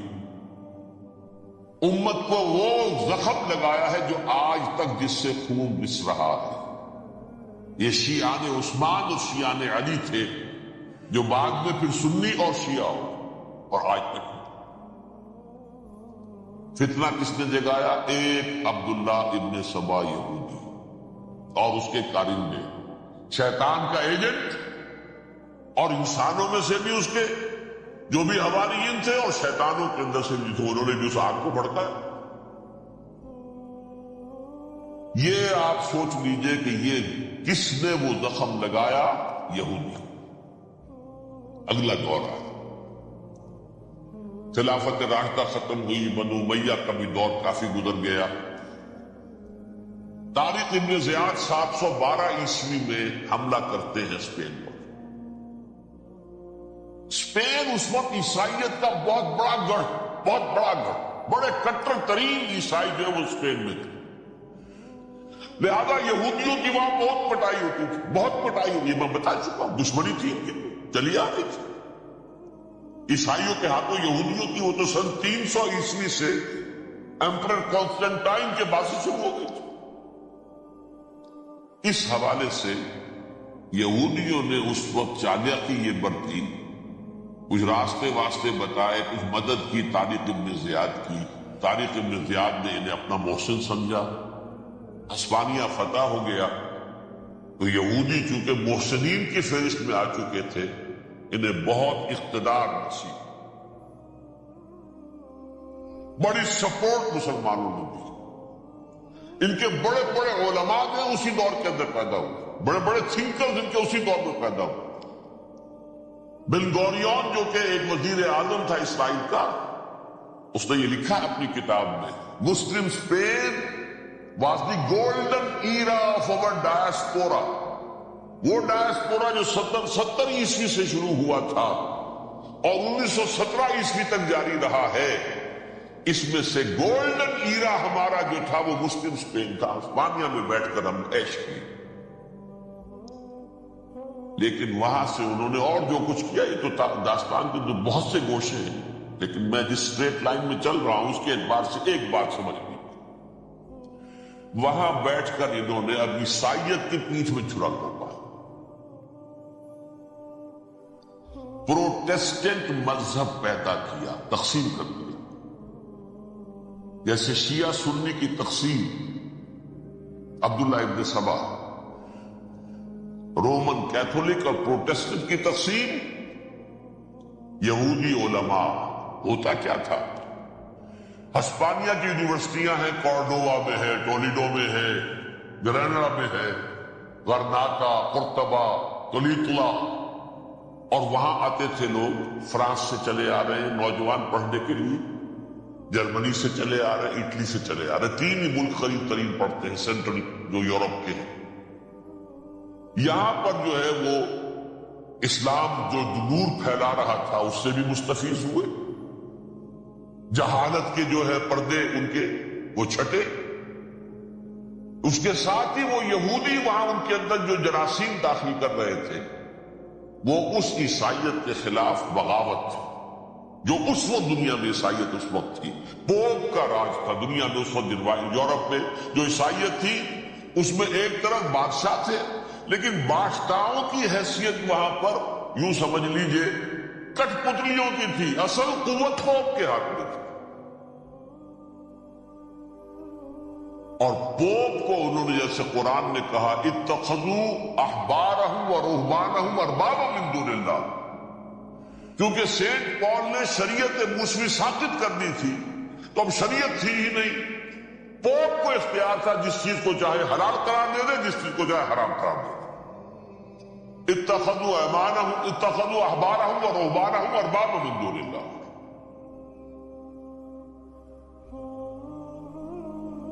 انہوں نے کہا صاحب کہ پوپ کس بلا کا نام ہے، یہ بھی انسان ہے، بات تو ٹھیک تھی نا، اصل حیثیت تو کتاب کی ہونی چاہیے، ڈیوائن بک، دی ریویلڈ اسکرپچر، لہذا یہ کتاب ہر شخص پڑھ سکتا ہے، کوئی پوپ کے باپ کو جو ہے کوئی اس کے لیے پروپرائٹری رائٹس تو نہیں ہے کہ صرف پوپ پڑھ سکتا ہے یا پادری پڑھ سکتے ہیں، ہم بھی پڑھ سکتے ہیں، ہم بھی سمجھ سکتے ہیں۔ یہ باتیں تھی کہ جن کو بڑھا چڑھا کر بیان کر کے اور پوپ کا اقتدار ختم کرا دیا اور توجہ مرکوز کر دی بائبل کی طرف۔ اب بائبل میں بڑا حصہ تو اولڈ ٹیسٹامنٹ کا ہے، نتیجہ کیا ہوا، یہود کی عظمت پروٹیسٹنٹس کے نزدیک مسلم ہو گئی۔ اصل قوم تو یہ ہے، وہ دشمنی بدلی کہ نہیں بدلی، موسیٰ کے امتی یہ ہے، تورات موسیٰ کو دی گئی، ابراہیم کی نسل یہ ہے، لہذا وہ جو دشمنی تھی، جو عداوت تھی کہ ہمارے خدا کو سولی چڑھانے والے ہیں یہ بدماش، اس کا ازالہ ہوا۔ اس پروٹیسٹنٹ مذہب کے نتیجے میں یہ میں اب آپ کو بتاتا ہوں کہ ایک نتیجہ وہ نکلا ہے جسے برٹرنڈ رسل نے بیان کیا، اس کی کتاب ہے ان پریز آف آئیڈلنس، صفحہ 108۔ وہ لکھتا ہے کہ Christians retaining the Judaic belief in a special revelation Added to it the Roman desire for worldwide domination and the Greek taste for metaphysical subtleties. The combination produced the most fiercely persecuting religion that the world has yet known. یہ تین چیزیں آ کر عیسائیت میں مل گئی. ایک تو جب یہ اولڈ ٹیسٹمنٹ جو ہے وہ ان کے ہاتھ میں آ گئی, اور اس کے میں کچھ آپ کو بتا دیتا ہوں کہ اولڈ ٹیسٹمنٹ کی تعلیمات, کیونکہ یہ اولڈ ٹیسٹمنٹ جو ہے یہ محرف تھی. اصل تورات تو گم ہو گئی تھی 587 قبل مسیح میں, جب پہلی مرتبہ ہیکل جو ہے تباہ ہوا ہے, اس وقت ختم ہو گئی. اس کے کوئی 150 سال کے بعد انہوں نے یادداشتوں سے مرتب کر کے لکھی ہے. اب اس میں ان کے اپنے خیالات, اپنے امانی, اپنی توجیحات وہ شامل ہو گئی. لہذا میں آپ کو حوالے دیتا ہوں اس کتاب کے اندر مظالم کی جو تعلیم دی گئی ہے. اہل کتاب نے اپنے مظالم قتل عام کے جواز کے لیے تورات میں تبدیلیاں کی اور پیغمبروں پر دہشت ناکی اور بدترین حرام کاری کے الزامات لگائے. سنیے, پہلا حوالہ ہے یہ گنتی باب 31 آیات 17-18. اس لیے ان بچوں میں جتنے لڑکے ہیں سب کو مار ڈالو, اور جتنی عورتیں مرد کا منہ دیکھ چکی ہیں ان کو بھی قتل کر ڈالو, لیکن ان لڑکیوں کو جو مرد سے واقف نہیں اور اچھوتی ہیں اپنے لیے زندہ رکھو. یہ کسی اللہ کی کتاب کا یہ جملہ ہو سکتا ہے؟ کسی ریویل بک کا؟ اور سنیے, یہ ہے استثناء ڈیٹرانومی باب 20 آیت 16-18. پر ان قوموں کے شہروں میں جن کو خداوند تیرا خدا میراث کے طور پر تجھ کو دیتا ہے, کسی ذی نفس کو جیتا نہ بچا رکھنا, جیسا خداوند تیرے خدا نے تجھ کو حکم دیا بالکل نیست کر دے. مرد, عورتیں, بچے, بوڑھے سب ختم. یہ کتاب مقدس ہے. اور سنیے, سیموئیل باب 27 آیت نمبر 9. اور داؤد نے اس سرزمین کو تباہ کر ڈالا اور عورت مرد کسی کو جیتا نہ چھوڑا. نمبر 4, ان سب آباد شہروں کو ماں, عورتوں اور بچوں کے بالکل نابود کر ڈالا. کتاب استثناء باب 3 آیت 6. یہ ہے جو کہہ رہا برٹرینڈ رسل, کرسچینٹی میں آ کر بھی تین چیزیں شامل ہو گئی. ایک تو یہ باربیرین, یہ تعلیم جو ہے, اور یہ مذہب کے نام پہ تعلیم, یہ کتاب مقدس کی تعلیم. نمبر 2, رومنز کے اندر جو ایک تمنا تھی ورلڈ ڈومینیشن کی, وہ عیسائیت کے اندر آ گئی.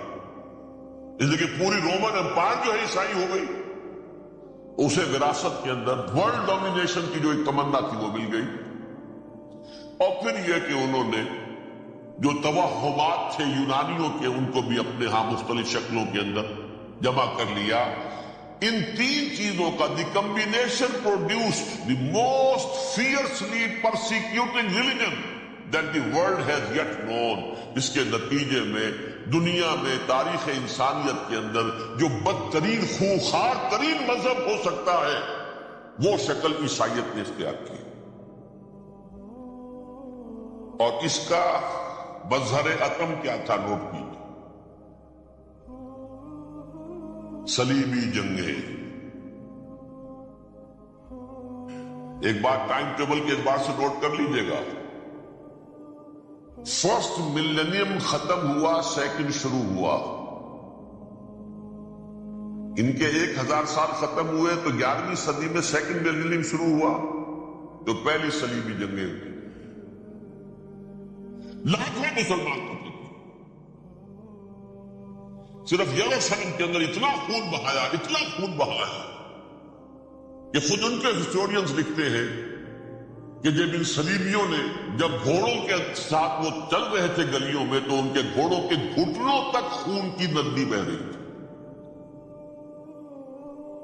جہاں سے گزرے ختم کرتے چلے گئے, آبادیاں کی آبادیاں ختم. اگرچہ اس کروسیڈ میں گیہوں کے ساتھ گھن بھی پسا، یہودی بھی بہت مارے تھے۔ یہ فرانس سے، جرمنی سے جب یہ کروسیڈرز آ رہے تھے 3000 میل کا سفر طے کر کے آئے تھے۔ سوچیے اسے، اربن ثانی پوپ جو تھا آگ لگا دی تھی اس نے پورے یورپ کے اندر، سڑک سے ڈوب مرو، تمہارے مقدس علاقے مسلمانوں کے ہاتھ میں، انفیڈلز، یہ کافر، یہ مرتد، یہ ملحد۔ مسیح جہاں پیدا ہوا، مسیح کو جہاں سولی دی گئی، وہ کہاں ہے؟ ان کے ہاتھ میں۔ وہ آگ لگائی ہے، 3000 میل کا فاصلہ طے کر کے یہ نوٹ پکڑ لیے، اب جو تباہی مچائی ہے تاریخ انسانی میں ایسی بربریت کی کوئی مثال۔ اور یہ ان کے اپنے ہسٹورینز لکھتے ہیں اس بارے میں، ایسے محسوس ہوتا ہے جیسے ان کی گردنیں جھکی جا رہی لکھتے ہیں۔ آپ آگے چلیے، یہ جو بغاوت ہوئی پوپ کے خلاف، اس میں نوٹ کیجئے تاریخی اعتبار سے سب سے پہلے بغاوت کرنے والا ملک انگلستان تھا۔ اس نے اپنا چرچ علیحدہ بنایا، چرچ آف انگلینڈ، پوپ سے رشتہ منقطع۔ The first protestant kingdom in Europe was England. اسی سے رشتہ جوڑی west, white Anglo Saxon protestants, ان میں اولیت کا شرف کسے حاصل ہے؟ برطانیہ شریف کو۔ یہاں پر انہوں نے اب ایک بہت بڑا جو کارنامہ کیا، پوپ کی گرفت کم ہوئی یورپ پر سے، پروٹیسٹنٹ مذہب کا فروغ ہوا، تو انہوں نے سود کی اجازت حاصل کر لی۔ جب تک پوپ کی حکومت تھی سود حرام تھا، جو ٹرانزیکشن، نہ انٹرسٹ نہ یوزری، کچھ بھی نہیں۔ پروٹیسٹنٹس کے ذریعے سے سود کی اجازت حاصل کر لی۔ اس کے بعد بڑے بڑے بینک بنا کر بیٹھ گئے، ہاؤس آف روتھشائلڈز، یا ہاؤس آف گولڈ سمتھس، یہ عمران خان صاحب کے جو خزن جو تھے، گولڈ سمتھ، یہ بینکرز، بڑی بڑی فیملیز۔ ان لوگوں نے کیا کیا؟ اب ریشہ دوانیاں، یورپ میں مختلف ملکوں کے درمیان جنگیں کروائیں سازشوں کے ذریعے سے، وہی کلما اوقدوا نارا للحرب، جنگ کے لیے آگ بھڑکا دینا تو ان کا پرانا مشغلہ تھا۔ جنگیں کرواتے تھے، پھر فرانس کے بادشاہ کو بھی قرض چاہیے اسلحہ کے لیے، انگلستان کے بادشاہ کو بھی قرض چاہیے، ہاؤس آف روتھشائلڈز کا ایک نمائندہ وہاں بیٹھا ہے، ایک یہاں بیٹھا ہے، اور منہ مانگے شرح پر سود کے اوپر قرض دے رہے ہیں۔ ان کو سب کو جو ہے ان کے سارے مالی مسائل کھینچ لیے، دولت پر قبضہ کر کے بیٹھ گئے، اور اس کا نتیجہ یہ نکلا چند 100 سالوں کے اندر کہ فرنگ کی رگے جاں پنجے یہود میں، اس سودی نظام کے ذریعے سے دولت پر ان کا قبضہ۔ علامہ اقبال 1905 سے 1908 تک رہے تھے، لیکن یہ کہ ان کی نگاہ تھی ایسی، گاہ میری نگاہ تیز چیر گئی دل وجود، گاہ الجھ کے رہ گئی میرے توہمات میں۔ اور انہوں نے دیکھا ہے کہ فرنگ کی رگے جاں پنجے یہود میں ہے۔ ابھی ہٹلر کا تو وجود بھی نہیں تھا، بعد میں ہٹلر کو محسوس ہو گیا نا واقعتاً ہمارا اصل دشمن یہ یہودی ہے جو یہاں پر بیٹھا ہوا، جو ہمارا خون چوس رہا۔ آخر یوں ہی تو نہیں، دماغ اس کا ایسے تو خراب نہیں ہو گیا۔ یہ قتل عام، یہ ہولوکاسٹ کس لیے؟ اس نے پہچان لیا، اس لیے کہ وہ ویسٹ نہیں تھا، وائٹ اینگلو سیکسن پروٹیسٹنٹ، اصل جادو جو چلا وہ اوپر چلا، اور برطانیہ ان کا سب سے بڑا جو ہے وہ پشت پناہ، مددگار، حامی۔ اس کے ساتھ ساتھ انہوں نے کوشش کی، یہ ترک خلفاء بیچارے، مرد بیمار تو بن چکا تھا یورپ کے اندر، زوال سے دوچار ہو چکی تھی ترکی خلافت، انہوں نے بھی محل بنائے تھے، آج تجھ کو بتاتا ہوں تقدیر امم کیا ہے، شمشیر و ثنا اول، طاؤس و رباب آخر۔ بڑے بڑے قرضے لے کر محل بنے تھے یہ، جو آج جا کر آپ استنبول میں دیکھ لیجئے، قرضوں کے اندر بندھے ہوئے۔ لیکن یہ کہ کم سے کم یہ ضرور کیا کہ بڑی سے بڑی رشوت انہیں یہودیوں نے پیش کی کہ کسی طرح ہمیں فلسطین میں آباد ہونے کی اجازت دے دو۔ لیکن this goes to their credit, انہوں نے کہا نہیں، یہ معاہدہ جو عمر نے کیا تھا رضی اللہ تعالی عنہ، اس کو میں نہیں بدل سکتا۔ تم جاؤ، جا کے زیارت کرو، جاؤ، تم وہاں آباد نہیں ہو سکتے، کیونکہ ترکی کا زیر زندگی تھا نا علاقہ، سلطنت عثمانیہ میں شامل تھا، پورا ویسٹ ایشیا، پورا ایسٹ یورپ، پورا شمالی افریقہ، 3 بر اعظموں پر پھیلی ہوئی تھی سلطنت عثمانیہ، خلافت عثمانیہ، 400 برس تک خلافت ان کے ہاں رہی ہے۔ انہوں نے نہیں مانا، نتیجہ کیا نکلا؟ انہوں نے اس خلافت کے نظام کو ختم کرنے کے لیے سازش شروع کی۔ اس سازش کا نتیجہ تھا، اس کو دیکھ کر بھانپ کر ہندوستان میں تحریک خلافت چلی۔ بولی اماں محمد علی کی جان بیٹا خلافت پہ دے دو، ساتھ ہوں تیرے شوکت علی بھی جان بیٹا خلافت پہ دے دو۔ تحریک چلی، ابھی ختم نہیں ہوئی تھی خلافت، لیکن نظر آ گیا تھا۔ بڑا پیارا واقعہ ایک صاحب نے سنایا ہے کہ جب شیخ الہند جو ہے اسیر تھے مالٹا پہ، یہ 1915 سے 1920 تک رہے،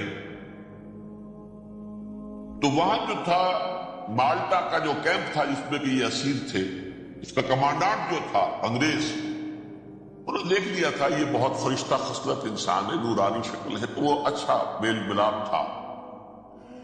ایک روز کہا حضرت شیخ الہند نے کہ آپ لوگ ہماری خلافت کے پیچھے کیوں پڑے ہوئے ہیں؟ وہ تو ایک مردہ شے ہے، اس میں کوئی جان تو ہے نہیں، کوئی طاقت نہیں ہے، پھر بھی آپ ہماری ایک نشانی ہے، اسے کیوں آپ جو ہے برباد کرنے پر تلے ہوئے؟ اس نے کہا اتنے بھولے نہ بنیے حضرت، ہمیں معلوم ہے اس نیم مردہ خلافت میں بھی طاقت اتنی ہے کہ اگر جہاد کا فتویٰ اس نے دے دیا تو انڈونیشیا سے موریتانیہ تک مسلمان کفن سر سے باندھ کے نکل آئے گا، یہ ہمیں معلوم، لہذا ہم نے ختم کرنا ہی کرنا۔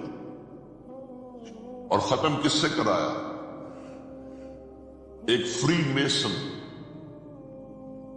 مصطفیٰ کمال پاشا، چاک کر دی ترک ناداں نے خلافت کی قبا، سادگی اپنوں کی دیکھ اوروں کی عیاری بھی دیکھ۔ عیاری کس کی تھی؟ یہود کی، اور ان کے اعلی کار برطانیہ۔ ابھی خلافت ختم بھی نہیں ہوئی تھی، برطانیہ کے ذریعے سے 1917 میں بالفور ڈکلیریشن کے ذریعے سے حق حاصل کر لیا کہ ہاں جا کر یہ آباد بھی ہو سکتے ہیں، کیونکہ دوسری جنگ عظیم میں سلطنت عثمانیہ ختم ہو گئی تھی، خلافت نام کی تھی، سلطنت تو ختم ہوئی، ترکی رہ گیا تھا صرف۔ اور جنرل ایلنبی کی فوجیں داخل ہو چکی تھی یروشلم میں، یروشلم پر قبضہ برطانیہ کا ہو چکا تھا، اور قبضہ دلوانے والے برطانیہ کو ہمارے ہندوستان کے مسلمان فوجی بھی تھے۔ اربوں نے بغاوت کی ترکوں کے خلاف، اور انگریزوں کی فوج میں ہمارے ہندوستان کے مسلمان سپاہی بھی۔ بہرحال اب چونکہ ان کے پاس آ گیا، برطانیہ نے اعلان کر دیا، بالفور ان کا وزیر خارجہ، Jews have a right to settle in Palestine، وہ جائیں آباد ہو سکتے۔ یہ 1917 کا اعلان ہے۔ اس کے بعد جو کچھ انہوں نے طریقے برتے ہیں، اس میں دھن دھوس دھاندلی دھوکہ ہر چیز، مثلاً دھن گئے جناب یہ آپ مکان بیچیں گے، اچھا جی لے لیجیے، آپ کیا مانگتے ہیں؟ 10 لاکھ، میں 11 لاکھ دیتا ہوں، لیکن کل ہی نکل جائے۔ پیسے کی کمی تھی، پورا یورپ کا سرمایہ ان کے پاس، بینکرز کے پاس، زائنسٹ موومنٹ اصل میں بینکرز کی موومنٹ تھی. 1897 میں جمع ہو کر انہوں نے جو پروٹوکول بنائے تھے وہ کون تھے؟ سب کے سب بینکرز تھے. دولت کی کمی نہیں تھی. تم 10 کی بجائے 11 لوگ نکل جاؤ. یہ کھیت بیچتے ہو کتنے کا؟ بھائی 12 کا. ہم 13 دیتے ہیں بھائی، جلدی سے نکل. یہ بھی کیا، دم کے ذریعے سے ڈسپلیس کیا. جہاں زور چلا نکال دیا. اور اس کے بعد پھر جب سن 48 میں اسرائیلی ریاست قائم ہو گئی، اب اسرائیلی جو ہے عدالتوں میں استغاثے دائر کرنے شروع ہوئے. فلاں مکان میرے پرانے پگڑدادا سگڑدادا کا تھا 2000 سال پہلے، اس کے اوپر یہ قبضہ کر کے بیٹھے ہوئے، یہ میرے پاس دستاویزات ہیں. اچھا ٹھیک ہے، آپ نکل جائیں، یہ مکان ان کا. اس طریقے سے انہوں نے بے دخل کیا فلسطینی، اور خود وہاں پر قدم جما کر مضبوطی سے بیٹھے. یہ ہے کہ جو مغربی اقوام نے کیا ہے. اس میں سیکنڈ جو ہے رول پلے کیا ہے امریکہ نے. ویسٹ جو ہے اس کا نمبر 2 امریکہ تھا، اب نمبر 1 امریکہ ہے. اب برطانیہ کی کوئی حیثیت ہی اب نہیں ہے، لیکن سب سے بڑا وکیل جو ہے وہ وہی ہے اب بھی. لیکن ظاہر بات ہے کہ west white Anglo Saxon Protestants کا امام اس وقت جو ہے وہ برطانیہ یو ایس میں. 1948 میں یہ قائم ہوا، اور یہاں پہ نوٹ کیجئے پاکستان 47 میں قائم ہوا، اور تقریباً 9 مہینے ہیں درمیان میں. اگست 47 اور مئی یا جون 48. اس کا کیا مطلب ہے یہ میں بعد میں بتاؤں گا. پہلی جنگ ہوئی 48 میں، عربوں نے بغاوت کی اور عرب جیت رہے تھے. اچانک پتہ نہیں کیوں عربوں نے جنگ بند کر دی. یہ بالکل یوں سمجھیے کہ پیرلل واقعات ہیں. کشمیر میں ہم جیت رہے تھے، بھاگ کر نہرو پہنچ گیا یونائٹڈ نیشنز کے اندر، جنگ بند ہو گئی، ختم ہوا. اس میں کچھ اپنوں کی غلطی بھی تھی، کچھ قبائلیوں نے وہاں جا کر سری نگر ایئرپورٹ تک پہنچ گئے تھے، بجائے اس پر قبضہ مکمل کرنے کے لوٹ مار میں لگ گئے. اپنوں کی غلطی بھی تھی، لیکن اس کے باوجود پڑھنا بھاری تھا. اور اگر سری نگر ایئرپورٹ پر قبضہ ہو گیا ہوتا تو سوال ہی پیدا نہیں ہوتا کہ بھارت بھی اپنی فوجیں اتار سکتا. زمینی راستہ تھا ہی نہیں. وہی وہاں ہوا ہے بڑے ہی عجیب طریقے پر. عرب جیت رہے تھے، اسرائیل جو ہے شکست کھا رہے تھے، عربوں نے صلح کر دی. کچھ مہینوں کے بعد عربوں نے دوبارہ جنگ کی. اتنے عرصے میں یہ اسرائیلی، یہ سب جو ہے جتنے دہشت گرد ہیں اسرائیل، یہ اس دور کے لوگ ہیں. وہ چاہے مینیجم بیگن تھا یا کوئی اور، یہ سب کے سب اس دور کے ٹیررسٹ. اب انہوں نے ڈٹ کر جو مقابلہ کیا، عربوں کو شکست دی بڑی سخت. سن 48 میں عربوں کو شکست ہو گئی. سن 67 میں روس کے سکھانے پڑھانے پر جمال عبد الناصر نے حملہ کیا، بلاکیٹ کر دیا ایلات کا، بندرگاہ کا. 6 دن کی جنگ کے اندر اسرائیلیوں نے روس سے پورا سیرہ سینا لے لیا. اسرائیل کو شام سے گولان ہائٹس لے لیے. اردن سے یہ پورا مغربی کنارہ جو یہ اردن کا حصہ ہے، اور مشرقی یروشلم اردن کے پاس تھا، اس پر بھی قبضہ کر دی. 1967 کی جنگ کا نتیجہ کیا نکلا؟ یروشلم پورا کا پورا یہودیوں کے قبضے میں چلا گیا، جو 1948 میں آدھا کر دیا گیا تھا. ویسٹرن یروشلم یہ یہودیوں کے پاس، ایسٹرن یروشلم مسلمانوں کے پاس، اور مشرقی یروشلم ہی میں مسجد اقصی ہے اور قبۃ الصخرہ، وہ مسلمانوں کی تحویل میں تھے. اردن کا قبضہ مسلمانوں کی تحویل. لیکن اب 67 میں پورا یروشلم ان کے قبضے میں آ گیا. پھر بہرحال مصر نے ایک کوشش کی بدلہ لینے کی سن 73 کی جنگ میں. اور اس میں کوئی شک نہیں بڑی شجاعت کا مظاہرہ کیا. رمضان وار آف 1973 بارلیو لائن کراس کرنی جسے وہ سمجھتے تھے کہ کوئی طاقت دنیا کی ہمارے اس دفاعی جو ہے لائن اس کو کراس کر نہیں سکتی. لیکن پھر جب امریکہ اپنی پوری طاقت لے کر میدان میں آگے آئے تو ظاہر بات ہے کہ مصر کی حیثیت امریکہ کے مقابلے میں کچھ نہیں. یہ ہے میں نے جو مختصر سی تاریخ آپ کے سامنے رکھ دی. اب جو اصل مسئلہ ہے سمجھ یہ سین کیا ہے, منظر کیا ہے. یہ پہلو وہ ہیں بہت سے کہ جو شاید بہت سے حضرات کے نگاہوں میں نہ ہو. باقی تو یہ تاریخ کے واقعات ہیں اکثر لوگوں کے علم میں ہوں گے. یہودیوں میں بھی ایک بڑی شدید اندرونی کشاکش ہے. جیسے ہم مسلمانوں میں کچھ مسلمان وہ ہیں جو نماز روزے کی پابندی کرتے ہیں, دین سے انہیں تعلق ہے. کچھ وہ ہیں جو نہ نماز نہ روزہ نہ کچھ, نام تو ان کے ہیں, محمد حسین ہے, غلام علی ہے تو صحیح.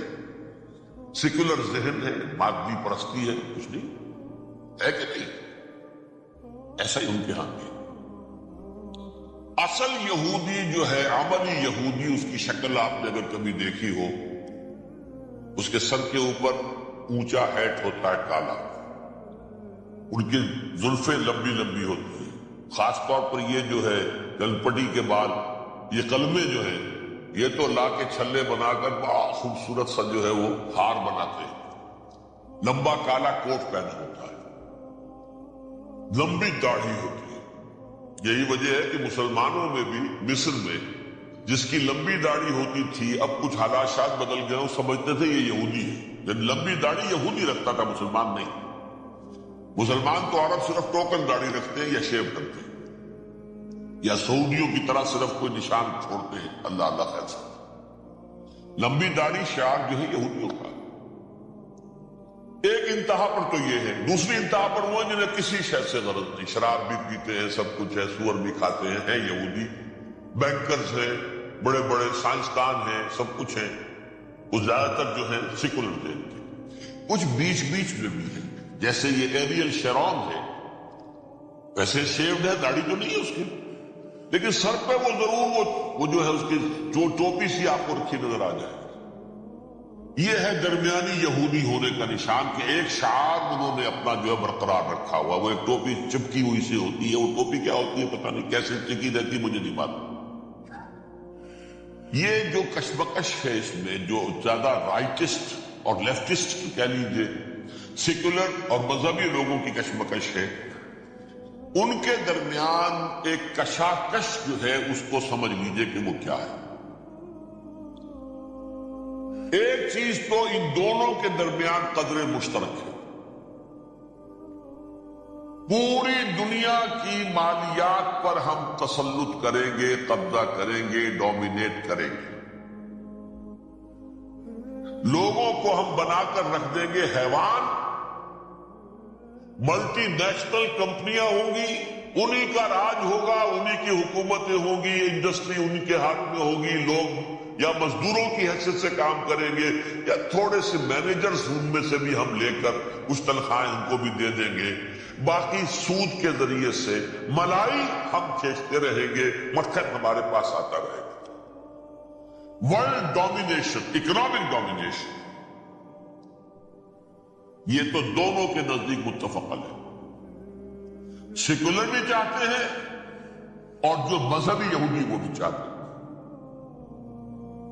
اس کے بعد ایک اختلاف ہے. مذہبی یہودی یہ کہتا ہے ہمیں گریٹر اسرائیل بنانا ہے, اور گریٹر اسرائیل وہ سارے علاقے ہیں جو ان کی تاریخ میں اسرائیل سلطنت کا حصہ رہے. حضرت یوسف کے زمانے میں یہودی جا کر آباد ہوئے مصر میں. جو ڈیلٹا کا علاقہ ہے, زرخیز ترین علاقہ ہے, جوشن کا علاقہ, وہ کہتے ہیں وہ ہمارا ہے, کئی سو برس ہمارے ہیں. سرائے سینا ہمارا ہے, اس میں کوہ طور ہے جس پہ حضرت موسیٰ کا ہم کلام ہوئے اللہ سے, تورات ملی. اس میں 40 برس تک ہم بھٹکتے پھرے ہیں. صحرائے تی ہے یہ, یتیہون فی الارض 40 سنہ. پھر فلسطین تو خیر ہماری جدی پشتی جائیداد ہے، جاگیر ہے. پھر یہ عرب جو ہے یہ بھی مدینے تک ہمارا ہے، مدینے سمیت ہمارے قبیلے وہاں کے جیسے نکالا مسلمانوں. پورا عراق ہمارا ہے، پورا شام ہمارا ہے. اور ترکی کا بھی ایک علاقہ ہے ابتدائی مشرقی جنوبی، وہ بھی ہمارا ہے. یہ ہے گریٹر اسرائیل کا مشن، یہ ہم نے بنایا. جبکہ جو سیکولر ذہن کے لوگ کہتے ہیں کیا کرو گے اس کو بنا کے، اس میں جو عرب ہیں وہ تم سے لڑتے رہیں گے، تم انہیں مارو گے وہ تمہیں ماریں گے، اگر تم 10 مارو گے تو ایک تو وہ بھی ماریں گے نا تمہارا. ٹھیک ہے، فائدہ کیا ہے؟ اس کی بجائے ہم یہ کرتے ہیں کہ عرب اور اسرائیل مل کر، کزنز ہیں نا آپ، اس میں آپ کو معلوم ہے بل کلنٹن نے یہ الفاظ کہے تھے جب اسحاق ریبن سے معانقہ کرایا تھا شاہ حسین مرحوم کا، تو کیا کہا؟ You are cousins. حضرت ابراہیم کے 2 بیٹوں سے نسل ہے نا، حضرت اسماعیل سے عرب ہے، حضور ہے، اور حضرت اسحاق سے یہ بنی اسرائیل کزنز ہے. You are cousins. تو ہم کزنز مل کر ایک اکنامک یونٹ بناتے ہیں، جیسے ایشیا پیسیفک ایک یونٹ بن گیا ہے، آسیان ایک یونٹ بن گیا ہے، وغیرہ وغیرہ. پورا یورپ ایک یونٹ بن گیا ہے، ایک کرنسی بن گئی ہے. ہم اس پورے علاقے کو ایک اکنامک یونٹ بناتے ہیں. پیسہ اربوں کا ہوگا، ان کے پاس بہت دولت ہے. تیل ان کا ہوگا، بہت تیل ہے ان کے پاس. مزدور ان کے ہوں گے، بڑی تعداد ہے ان کی. مینجمنٹ ہماری ہوگی، ٹیکنیکل نو ہاؤ ہمارا ہوگا، سائنسدان ہم ہوں گے. ملائی ہم کھاتے رہیں گے، چھاچھ ان کو دیتے رہیں گے. تو ہمیں آم کھانے ہیں، پیڑ گننے کی کیا ضرورت ہے؟ خامخواہ ان کی دشمنی مول لیں، زیادہ دشمنی بڑھائیں. یہ اس چھوٹے سے اسرائیل کو تسلیم نہیں کرتے، ہم گریٹر اسرائیل کو کیسے تسلیم کر لیں گے؟ یہ لہذا اس خیال کو دل سے نکالو. یہ اختلاف ہو گیا نمبر 1، بہت بڑا اختلاف. لیکن نمبر 2، اس اختلاف میں اتفاق یہ پیدا کیا گیا، یہاں ایک بات ہم آپ کی مانتے ہیں، ہم کسی بھی پیس پروسیس میں جروسلم نہیں دیں گے ان کو اربوں. یہ انڈیوائیڈڈ دارالخلافہ رہے گا اسرائیل. اور نمبر 2، مسجد اقصی اور قبۃ الصخرہ کو گرا کر 3rd ٹیمپل بنائیں گے. یہ مذہبی یہودیوں کو اتنی رشوت اگر وہ نہ دیں تو وہ ان کے ساتھ کام کرنے کو تیار ہی نہیں سکتے. یہ پورا پس منظر سمجھ لیجئے. اصل پہ بٹوین دی لائنز سمجھے بغیر یہ خبریں جو آپ پڑھتے ہیں، ادھر امریکہ کا معاملہ کیا ہے؟ ایک طرف وہ پشت پناہ ہے، حمایتی ہے، پروٹیکٹر ہے، وہ حافظ ہے اسرائیل کا. اسرائیل امریکہ ہی کی آؤٹ پوسٹ سمجھ لیجئے، اسی کی ایک ریاست سمجھ لیجئے. لیکن اس کے ساتھ ہی وہ اپنی جو دنیاوی عالمی مصلحتیں ہیں، اتنی بڑی قوم عرب کی جو ہے اسے بھی دشمن کو نہیں بنانا چاہتا. ان میں بھی ماڈریٹس کو چاہتا ہے کہ رہے ماڈریٹس، یہ جو ہماری جیب میں ہے، حسنی مبارک ہو، شاہ فہد ہو، جو ہماری جیب میں ہے. ورنہ یہ کہ وہاں پر اگر زیادہ ریڈیکل لوگ آ گئے تو ہمارا ویسے ہی بیڑا غرق ہوگا. لہذا وہ جبر کرتے رہے ان پر کہ صلح کرو کوئی نہ کوئی. یہ صلح کے لیے دباؤ امریکہ کا ہے، اسرائیل نہیں چاہتا صلح، دباؤ ہے امریکہ کا. اب میں آپ کو یاد دلاتا ہوں، خلیج کی جنگ ختم ہوئی، بش، یہ باپ اس کا جو اب ہے بش، اس کا بڑا بش جو سینئر، اس کی پاپولیرٹی ریشو جو ہے 89% تھی اس وقت امریکہ کے اندر. اس نے اتنی بڑی جنگ فتح کی تھی اور چند امریکی مرے صرف. لیکن اس نے ایک موقف اختیار کیا یہود کے خلاف. $10 بلین منظور ہو چکے تھے، اسرائیل کو دیے جانے تھے نئے سیٹلمنٹس بنانے کے لیے. اسرائیل انہوں نے کہا یہ رقم میں ایشو نہیں کروں گا جب تک پیس پروسیس شروع نہیں کرتے. یہ دباؤ تھا جس کے آگے گھٹنے ٹیکنے پڑے $10 بلین کے لیے. لیکن اس کا بدلہ یہ چکایا کہ الیکشن میں ہرا دیا اسے، حالانکہ وہ ہیرو فاتح، خلیج کی جنگ کا فاتح، 89% ریٹنگ، الیکشن میں 0۔ دباؤ تھا۔ اسی طرح بل کلنٹن کا دباؤ رہا، کسی طرح صلح کرو، کسی طرح صلح کرو، کسی طرح صلح کرو۔ اور اس معاملے میں میں یہ تسلیم کرتا ہوں، اس معاملے میں اس نے واقعتاً ایڑی چوٹی کا دور لگایا، اور یہ بھی تسلیم کرتا ہوں کہ اس کے دباؤ میں آ کر ایہود باراک جہاں تک چلا گیا تھا، اب کوئی نہیں جا سکتا، وہ آفر نہیں دے مل سکتی اب دوبارہ فلسطینی ہو۔ یہ بھی میں بھول گیا آپ کو بتانا، یہ جو پروسیس شروع ہوا ہے جس کا نام تھا لینڈ فار پیس، اصول کیا دیا تھا امریکہ نے کہ دیکھو اسرائیلیوں، یہودیوں، تم نے سن 67 میں جو زمینیں ان سے چھینی تھی، جو علاقے، یہ ان کو واپس کر دو اور ان سے صلح کر لو، یہ سب تمہیں ریکگنائز کر لیں گے، جنگ ختم ہو جائے۔ صحرائے سینا دے دو، مصر تم سے صلح کر لے گا، وہ ہو گیا۔ انور سادات نے صلح کر لی، ریکگنائز کر لیا، صحرائے سینا واپس آ گیا۔ عربوں نے اسے اپنی فولڈ سے نکال دیا، عرب لیگ سے نکال دیا۔ شام بھی تیار رہا ہے، لیکن پورا گولان ہائٹ مانگتا ہے۔ وہ ابھی جو پچھلے دنوں کلنٹن کے آخری دور میں گفتگو ہوئی تھی، اس نے کہا جتنا تم نے ہم سے علاقہ چھینا تھا سارا واپس کرو تو ہم کر لیں گے ریکگنائز۔ اس میں سے کچھ ایسا اسٹریٹجک امپورٹنس کا علاقہ ہے وہ یہودی کسی طور پر دینے کو تیار نہیں، لہذا صلح نہیں ہو سکتی۔ شرق اردن سے جو علاقہ لیا تھا وہ ٹھیک ہے، وہ رکھو، اس کے اندر فلسطینی ریاست بنا دو۔ یہ علاقہ جو ہے فلسطینیوں کی میجورٹی ہے اس میں، تو اس کو فلسطینی ریاست بنا لو، ایک ریاست ودن ریاست ہو جائے گی، اسرائیل ریاست، فلسطینی ریاست۔ یہ ہیں 3 مین پوائنٹس۔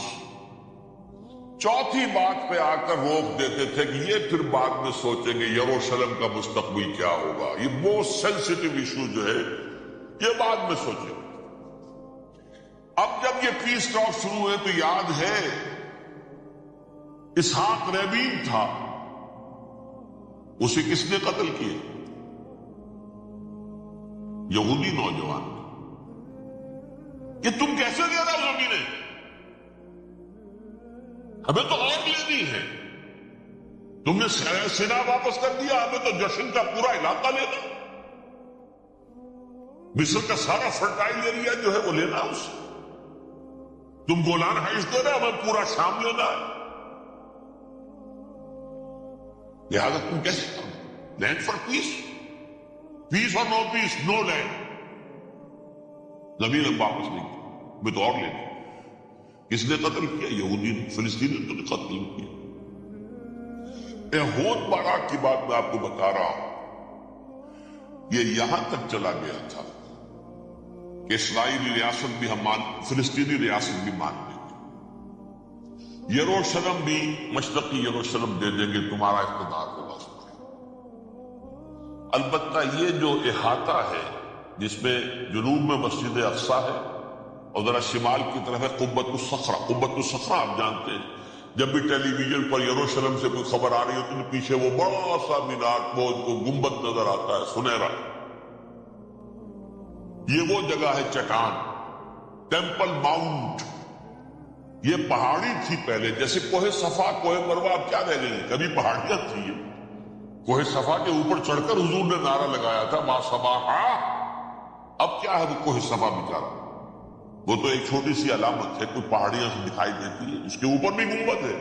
اسی طرح ٹیمپل ماؤنٹ ہے وہ جہاں پر کہ ہیکل سلیمانی تھا، اور وہ گرا دیا تھا رومیوں نے، مسلمانوں نے تو نہیں گرایا، لیکن پھر حضور کو معراج وہاں سے ہوا تو عبد الملک بن مروان نے وہاں پر یہ بہت بڑا گنبد بنا دیا، یہ قبۃ الصخرہ ہے۔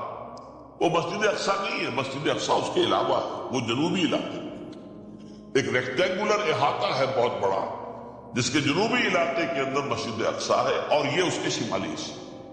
یہود براق نے یہاں تک آفر کر دی تھی کہ مسجد اقصی کو اپنے پاس رکھ لو، لیکن یہ ٹیمپل جو ہے، یہ ٹیمپل ماؤنٹ، یہ قوت الصخرہ، اس لیے کہ یہ ہماری کمٹمنٹ ہے مذہبی یہودیوں کے ساتھ کہ ہم یہاں پر جو ہے ٹیمپل بنائیں گے، تھرڈ ٹیمپل، ہیکل سلیمانی کی تیسری مرتبہ تعمیر یہاں ہوگی۔ لیکن ظاہر بات ہے فلسطینی کیسے مان لے، مسلمان کیسے مان لے؟ یہ ہے وہ چیز کہ جس کی وجہ سے وہ سارا معاملہ ناکام ہوا۔ ویسے مجھے یقین ہے کہ اگر فلسطینی مان بھی لیتے تب بھی یہودی جو ہے جس طریقے سے ساتھ رہے بھی ان کو اس نے قتل کر دیا تھا، تو یہ اس کو بھی، یہود براق کو بھی قتل کر دیتے، اور وہ کسی صورت تسلیم نہ کرتے کہ یہ یروشلم جو ہے یہ انڈیوائیڈڈ سٹی نہ رہے، بلکہ ڈویژن ہو جائے اس کی، اور صرف مغربی حصہ ہمارے پاس رہ جائے اور مشرقی جو ہے عربوں کے پاس، کبھی تسلیم نہیں کرتے، مر جائیں۔ اب دیکھیے اس وقت شکل کیا ہے۔ میرا اندازہ یہ ہے کہ اب جو مذہبی یہودی ہیں ان کے صبر کا پیمانہ لبریز ہو گیا ہے، اور اب ایک مڈ وے آدمی اس وقت وہاں پر آ گیا ہے، ٹوپی والا، اگرچہ وہ پریکٹسنگ یہودی اس طرح کا نہیں ہے، داڑھی والا نہیں ہے، زلفوں والا نہیں ہے وہی کوٹ پینٹ والا، لیکن یہ کہ اوپر رکھتا ہے وہ ٹوپی۔ ایریل شرون اور انتہائی سفاک، جس نے کہ فلسطینیوں کے 2 کیمپ ایسے اڑائے تھے جیسے کہ چیونٹیوں کا ہو لشکر اور ان کو پاؤں تلے رون دیا جائے، اس طریقے سے ختم، بہت بڑا قاتل، مرڈرر، وہ وزیر اعظم، اور اب جو ہے ان کے صبر کا پیمانہ لبریز ہو گیا ہے۔ اب ان کا فیصلہ یہ ہے کہ انہیں 3 بڑے بڑے قدم اٹھانے۔ نمبر 1، فلسطینیوں کا خاتمہ، ایتھنک کلینزنگ۔ اگر یہ فلسطینی رہتے ہیں یہاں پر تو اگر 10 ہم ان کے ماریں گے تو 2-3 یہ ہمارے مار دیں گے۔ اسرائیلی کی جان تو بہت قیمتی ہے، یہ تو خیر 1000 بھی مر جائے تو کوئی بات نہیں، یہ تو کیڑے مکوڑے ہیں، جینٹائلز ہیں، گوئمز ہیں، یہودی وہ مر جائے، لہذا ان کا ٹنٹا مکاؤ، اب ان کو ختم کرو۔ وہ اشتہار شاید آپ کے نظروں سے گزرا ہوگا جس میں نے یہ الفاظ لکھے کہ بوسنیا کی ایتھنک کلینزنگ جو ہے مانگ پڑ جائے گی، اور جو کچھ ایتھنک کلینزنگ ہوئی تھی 500 برس قبل ہسپانیہ میں، اس کا نقشہ آپ دیکھیں گے دنیا۔ اس وقت کیا ہوا تھا؟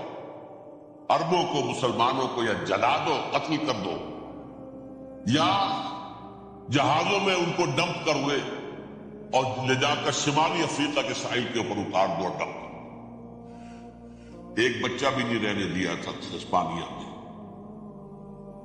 1492 میں سقوط غرناطہ ہوا ہے، اور اس کے بعد 10 سال کے اندر اندر ایک ایک بچہ مسلمانوں کا ختم کر۔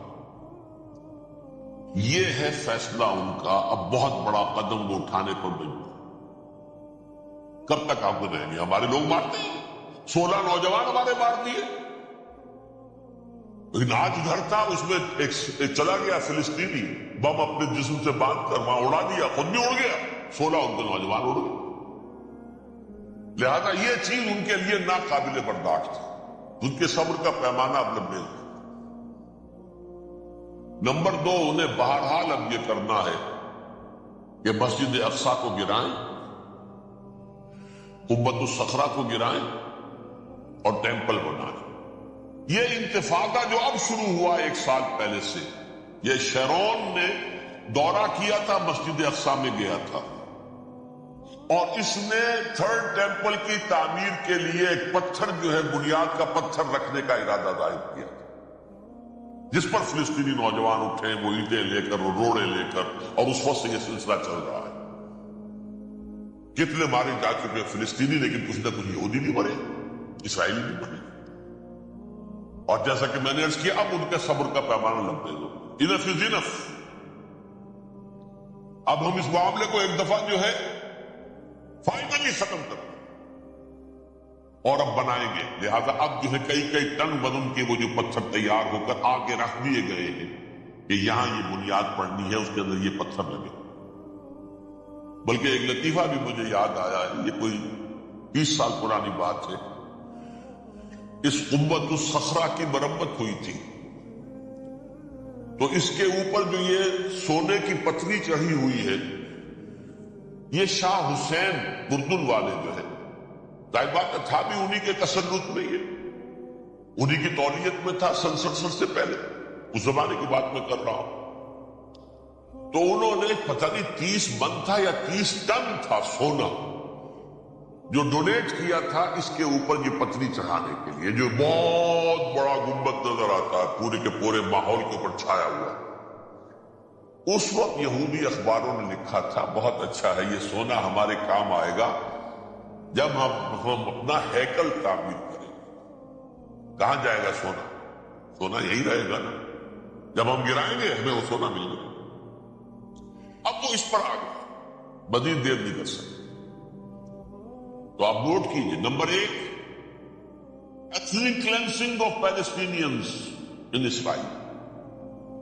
Number 2 demolition of the Aqsa mosques and the Qubbat al-Sakhra.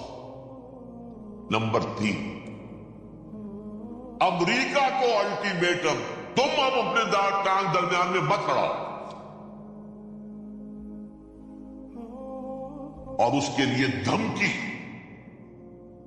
اگر تم نے ہمارے معاملے میں رکاوٹ ڈالی تمہاری اینٹ سے اینٹ بجا دے. نیتن-یاہو نے یہ کہا تھا میں واشنگٹن میں آگ لگا دوں گا. یہ انہوں نے امریکہ میں عظیم ترین دہشت گردی کر کے امریکہ کی ایڈمنسٹریشن کو، انتظامیہ کو یہ دھمکی دے دی ہے کہ باز آ جاؤ. چنانچہ میں یہ بات کہہ کے پرسوں جمعے میں اپنی مسجد سے، مسجد دارالسلام سے نکلا. شام کو، اسی شام کو میں نے ایریل شیرون کی تقریر سن لی T V per. It is not acceptable. Don't appease the Arabs at our expense. We are not going to become Czechoslovakia. We have to depend on ourselves only and rely on ourselves only. کیا مطلب ہے اس کا؟ کس کو سنا رہا؟ امریکہ بہادر، ہم تمہارے محتاج نہیں ہیں، ہم تمہارے ٹکڑے اڑا دیں گے، تیسرے کر دیں گے تمہارے. تم بیچ میں آؤ تو صحیح. ہم اور دیکھ لو، ایک نشانی اب تمہیں دکھا دیں گے. مجھے 100% یقین ہے یہ پورا ہسٹوریکل پروسیس، اور جس جگہ یہ پہنچ گیا ہے، جس کریٹیکل پوائنٹ تک یہ پہنچ چکا ہے، یہ جو بھی حملہ ہوا ہے ورلڈ ٹریڈ سینٹر پر اور پینٹاگون پر، یہ اسرائیل کا کام ہے. اسرائیل سے کم تر کسی ادارے کے لیے ممکن ہی نہیں، اس لیے کہ اسرائیل کے ایجنٹ امریکہ کے پورے نظام کے اندر جو ہے گھسے ہوئے موجود ہیں ہر جگہ پر. جیسے سرطان کا پھوڑا ہوتا ہے پورے جسم میں وہ اپنی جڑیں جما لیتا. اچھا ہے، پوری ایڈمنسٹریشن، پوری اکانومی، تمام ذرائع ابلاغ، پرنٹڈ میٹر ہو یا یہ کہ الیکٹرانک میڈیا، سب ان کے قبضے میں. ڈیفنس کا سارا معاملہ ان کے قبضے میں. کوئی اور طاقت یہ کر ہی نہیں سکتی. امریکہ، اس کے سیکیورٹی کے معاملات تہ در تہ، دائرہ اندر دائرہ. اس دائرے تک 100 میل تک کوئی جہاز آ جائے گا اگر کہیں، جو کہ آدمی آئیڈینٹیفائی ہو تو یہ ہو جائے گا، اس سے آگے آگے تو یہ ہو جائے گا، اس سے آگے، اور وہ آ رہا چلا رہا. پینٹاگون پر آ گیا اور 1 گھنٹے بعد آیا ہے. پہلی سٹرائک جو ہوئی ہے ورلڈ ٹریڈ سینٹر، اس کے 1 گھنٹے کے بعد پینٹاگون پر آ گیا. پینٹاگون وہ تو یوں سمجھیے ان کی مملکت کا حساس ترین دفاع کا مرکز، اور اس کا 1/3 حصہ جلا کے راکھ کر دیا. انہوں نے یہ دھمکی دی ہے، لیکن اس سے ان کے پیش نظر مقاصد کیا تھے؟ 3. اس دہشت گردی کے 3 مقاصد. فوراً اس کا رخ موڑ دینا اسامہ اور اس کی القاعدہ کی طرف.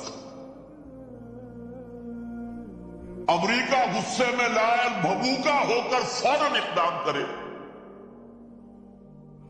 اور ایک طرف تو اسامہ اور ان کے ساتھ طالبان کا ٹنٹا مکاتا، اور دوسری طرف چونکہ پاکستان الائی ہے اور پاکستان کے عوام جو ہیں وہ طالبان کے ہمدرد ہیں، وہ اگر اٹھے تو ان کا بھی بیڑا کرے. ایک تیر سے 2 شکار تو ادھر ہو جائیں جو مستقبل میں انہیں خطرہ ہے. 1967 کی جنگ کے بعد جبکہ انہوں نے فتح کا جشن منایا تھا یہودیوں نے، تو انہوں نے پیرس میں جو جشن منایا ہے وہاں بن گوریون کی تقریر یہ تھی: ہمیں کسی عرب ملک سے کوئی خطرہ نہیں، کوئی اندیشہ نہیں، ہمیں اندیشہ اگر ہے تو صرف پاکستان سے. یہ ہے وہ بات جو میں نے کہی تھی. نکتہ کیا ہے؟ یہ سائملٹینیسلی کیوں وجود میں آئے ہیں یہ 2 ملک؟ مشیت ایزدی میں پاکستان کا رول یہ ہے. حدیث میں آتا ہے ما انزل اللہ من دائن الا انزل له دواء. اللہ نے کوئی بیماری ایسی نہیں اتاری اس کا کہ توڑ اور دوا پیدا نہ کی. اسرائیل کا توڑ پہلے پیدا کی. جیسے بچے کی ولادت بعد میں ہوتی ہے، ماں کی چھاتیوں میں دودھ پہلے پیدا ہو جاتا. یہ اللہ کی فطرت ہے، اللہ کا طریقہ. خطرہ انہیں ہے تو ہم سے ہے. اگر کوئی خطر مجھ کو تو اس امت سے، اس کی خاکستر میں ہے اب تک شرارے آرزو. یہاں کے عوام، حکومت تو ٹھیک ہے ہماری جیب میں آ گئی، عوام کے اندر ہے یہ بھڑک سکتی ہے چنگاری. یہی وجہ ہے بار بار ان کا کہ ہم زیادہ دباؤ نہیں ڈالنا چاہتے پاکستان پر. ہمارا بہت بڑا الائی ہے، ہم بہت پیسے بھی دے دیں گے، یہ بھی کر دیں گے، وہ بھی کر دیں گے، لیکن ہم زیادہ دباؤ نہیں ڈالنا چاہتے. ڈی اسٹیبلائز نہ ہو جائے، یہاں کے عوام کہیں کھڑے نہ ہو جائے. لہذا حملہ یہاں سے نہیں، وہ ازبکستان سے کرانے کی بات نہیں ہو گئی. اندر خانے پوری سپورٹ ہے، لیکن یہ کم سے کم ظاہر نہیں ہونے دیں گے کہ کیا کچھ ہو رہا ہے، تاکہ یہاں کے عوام کے اندر وہ چنگاری جو ہے اس بارود کے اندر پڑ گئی تو یہ شاید ڈی اسٹیبلائز ہو جائے. لیکن ڈی اسٹیبلائز ہونے میں جہاں اس کا خطرہ ہے کہ پرویز مشرف کی حکومت ختم ہو جائے، وہاں اس کا بھی خطرہ ہے کہ پاکستان ختم ہو جائے.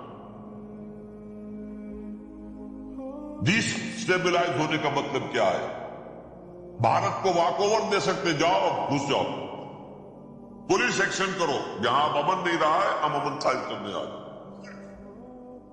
یا یونائٹڈ نیشنز کی فوجی KFOR آ جائے یہاں پر امن قائم کرنے کے لیے، اور ہماری جو ایٹمی صلاحیت ہے وہ تو ویسے ہی برباد. ایک چیز تو ان کے پیش نظر یہ تھی، اس میں تو اللہ تعالیٰ نے کچھ تھوڑی سی عافیت پیدا کر دی.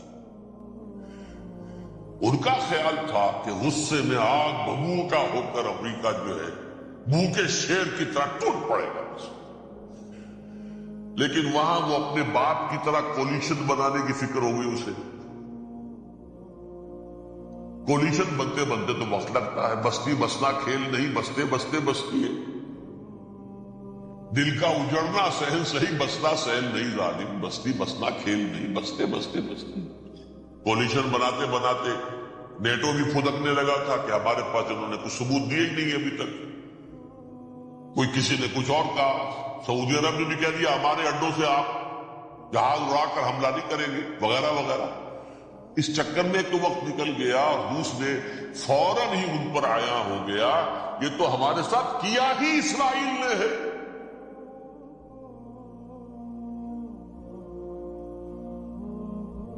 لیکن یہ بات لیک نہیں کرنا چاہتا. میں نے خود سنا اور بھی بہت لوگوں سے کہا کہ یہ باقاعدہ اسٹیٹ ڈپارٹمنٹ کی طرف سے ٹی وی پر، CNN پر، BBC پر یہ اعلان آیا کہ یہ جو انویسٹیگیشنز ہو رہی ہیں اس حادثے کی تحقیقات کی، اس کی معلومات لیک کیوں ہو رہی ہے؟ لیک نہیں ہونی چاہیے. کیوں؟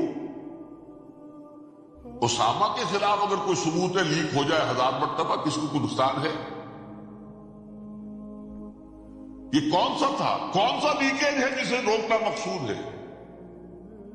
وہ تو ہمارا متمنا ہے، ہمارا بیٹا ہے. وہ کر رہا ہے. اس گھر کو آگ لگ گئی گھر کے چراغ سے. But they have given a message to the United States of America. ہمارے راستے میں اب مت نہ آنا, ہم پر دباؤ نہ ڈال. Don't appease the Arabs at our expense. یہ الفاظ ہیں شیرون کے. ان کی خوشامد, ان کو خوش کرنا, ان کو پسند کرنا, ان کو راضی کرنا ہماری کوشش پر. جیسے سلوواکیہ کے اوپر قبضہ جو ہے جرمنی کا ہٹلر کا تسلیم کر کے تم نے اس کو بڑھا دے دیا تھا اس وقت, ایسے ہی تم چاہتے ہو ہمیں بھی سلوواکیہ بنا دو. اب نہیں بنے. یہ ہے اصل میں صورتحال. جیسا کہ میں نے عرض کیا, افغانستان پر اب یہ جیسے کھسیانی بلی ہوتی ہے کھمبا دوستی کریں گے تو صحیح حملہ. یہ جگہ اتنی تیاری پوری دنیا کے اندر کر کے کچھ نہ کچھ تو کریں گے, کچھ نہ کچھ تو کارکردگی دکھائیں گے. اصل میں وہ زور شور اب ان میں نہیں ہے افغانستان کے بعد, بلکہ تاریخ میں ایک مرتبہ پھر وہی بات ہو گئی ہے. کلما اوقدوا نارا للحرب اطفاء اللہ. اللہ تعالیٰ نے کم سے کم اس کی تندی کو کم کر دیا. اس آگ کی بھڑک اور تندی جو ہے انشاءاللہ کم ہو جائے. البتہ افغانستان میں کیا ہوگا یہ میں نہیں کہہ سکتا. ان ادری یا قریب بعید ما توعدون, جیسے کہ قرآن مجید میں حضور سے کہلوایا گیا, میں یہ نہیں جانتا جس چیز کا وعدہ تم سے کیا جا رہا ہے وہ قریب ہے یا دور ہے. وَإِنْ أَدْرِي لَعَلَّهُ فِتْنَةٌ لَكُمْ وَمَتَاعٌ إِلَىٰ حِينٍ. میں نہیں جانتا, ہو سکتا ہے ابھی اللہ تعالیٰ تمہیں کوئی مہلت دے اور کچھ وقت کے لیے تمہاری رسی دراز کر دے اور ابھی عذاب کو ٹال دے. جب حضور سے یہ کہلوایا جا رہا ہے ان ادری, یہاں تک بھی کہلوا دیا گیا وما ادری ما یفعل بی وما بکم. مجھے نہیں معلوم میرے ساتھ کیا کیا جائے گا, تمہارے ساتھ کیا کیا جائے گا. تمہارا کون دعوے سے کہہ سکتا ہے کہ یہ ہوگا. تباہی بھی آ سکتی ہے, کوئی بڑا سیٹ بیک بھی آ سکتا ہے, اپس اینڈ ڈاؤنز ہوتے ہیں. احیاء اسلام کا پروسیس چل رہا ہے, لیکن احیاء پروسیس میں حضور کے زمانے میں بھی غزوہ بدر میں ایک دفعہ گراف جو ہے چلا گیا تھا آسمان پر, تو غزوہ احد میں وہ بہت نیچے بھی تو آ گیا تھا.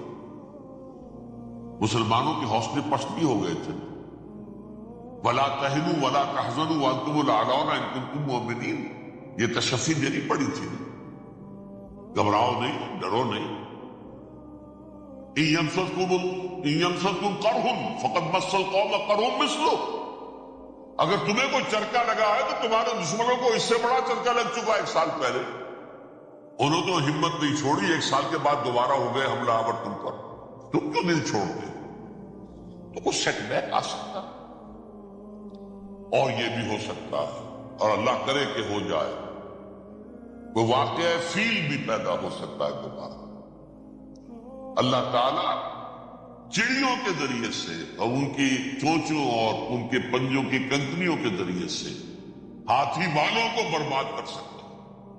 الم تر کیف فعل ربک باصحاب الفیل الم یجعل کیدہم فی تضلیل وارسل علیہم طیرا ابابیل ترمیہم بحجارۃ من سجیل فجعلہم کعصف مأکول. کھایا ہوا بھوسا جگالی کر کے جب نکلتا ہے جیسے ہوتے ہیں, ایسا پورا لشکر کر دیا. اللہ تعالیٰ کر سکتا ہے, کوئی مشکل نہیں. هو علی کل شیء قدیر, اسے ہر شے کی قدرت حاصل ہے. لیکن اصل بات جو ہے میں آپ کو بتانا چاہتا ہوں, یہ ہے سائیڈ ایشو. اصل ایشو ہے فلسطین کا جو شروع ہونے والا.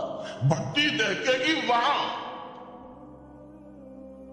ظاہر بات ہے کہ اگر کوئی بہت بڑا اقدام ہو جاتا ہے فلسطینیوں کے خلاف, اور اگر واقعتاً مسجد اقصی اور مسجد قبۃ الصخرہ گرا دیے جاتے تو طوفان اٹھے گا عالم عرب کا.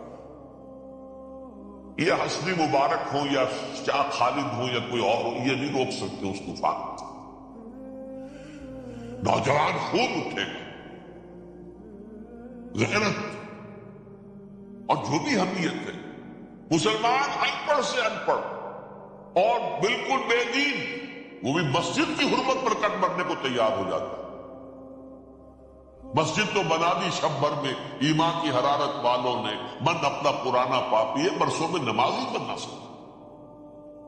وہ چاہے کانپور کی مسجد سے مسلمانوں نے جانے دی، چاہے وہ شہید گنج کی مسجد تھی مسلمانوں نے جانے دی، چاہے نماز نہ پڑھتے ہو، لیکن یہ جو حرمت اور یہ جو حمیت، یہ غیرت ہے، اس سے جو طوفان اٹھے گا یہ ہوگا اس ملحمۃ العظما، اس کی طرف پیش رفت ہو۔ کتاب الملاحم سے احادیث کے حوالے سے کہ جن جنگوں کا حوالہ دیا حضور نے، پیشن گوئی کی ہے، اس کا نقطہ آغاز تھا خلیج کی جنگ۔ صدام حسین نے اسے کہا تھا یہ مدر آف وارز ہے، ام المحارب، یہ ایک جنگ نہیں ہے۔